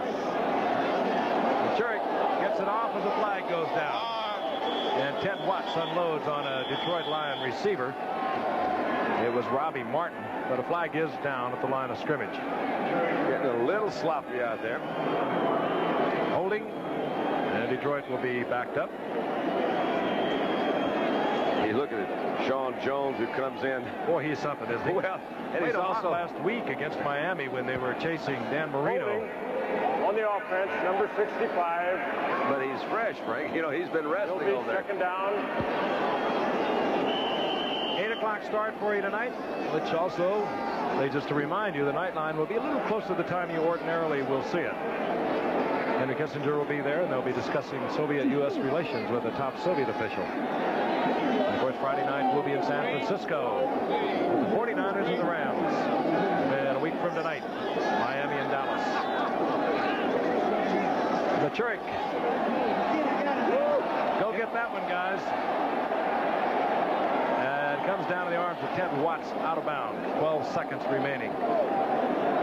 Mike Machurik out of Idaho State. Raiders, by the way, have not held a team without a touchdown since the second game of last season. And what they've really shown that they are coming into the playoffs, as they always seem to do. Top form last week against Miami in a real great shootout. This team prevailed 45-34. Nice to see that man get to play a little bit. Jim Plunkett. Well, it makes that hole they dug for themselves by not winning their conference appear to be not so deep. You touched on the offensive line of Detroit. A pretty good offensive line. They third in their conference offensively. Yet the Raiders got 8 sacks tonight. The league in that department with 62. Machurik, that didn't work. We'll try this one. Boy, that's pretty. Looks like, yeah. Mike Haynes gets that one, and he's taken into the end zone by a Detroit line. That'll be a touchback. That is also his 5th interception of the year. His 34th career interception. In my estimation, the best cornerback in the game today. He's awfully smooth back there. I don't think you find much argument with that statement. Well, you might by Lester Hayes fans, and when you got him on the same team, why argue and quibble about it? And Lester Hayes and Mike Hayes now congratulating each other. Mike Machurik gets picked off. They'll mark it at the 5-yard line with 1 second remaining. First down.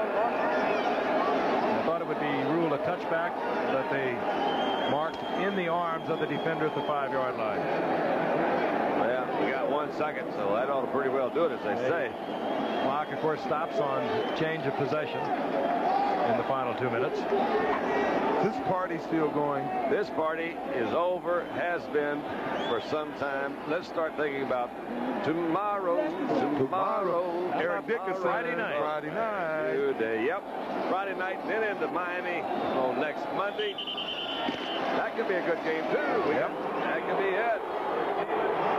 These are good teams anyway. Over in Pontiac, Tom Flores has notched another win. A final word in a moment.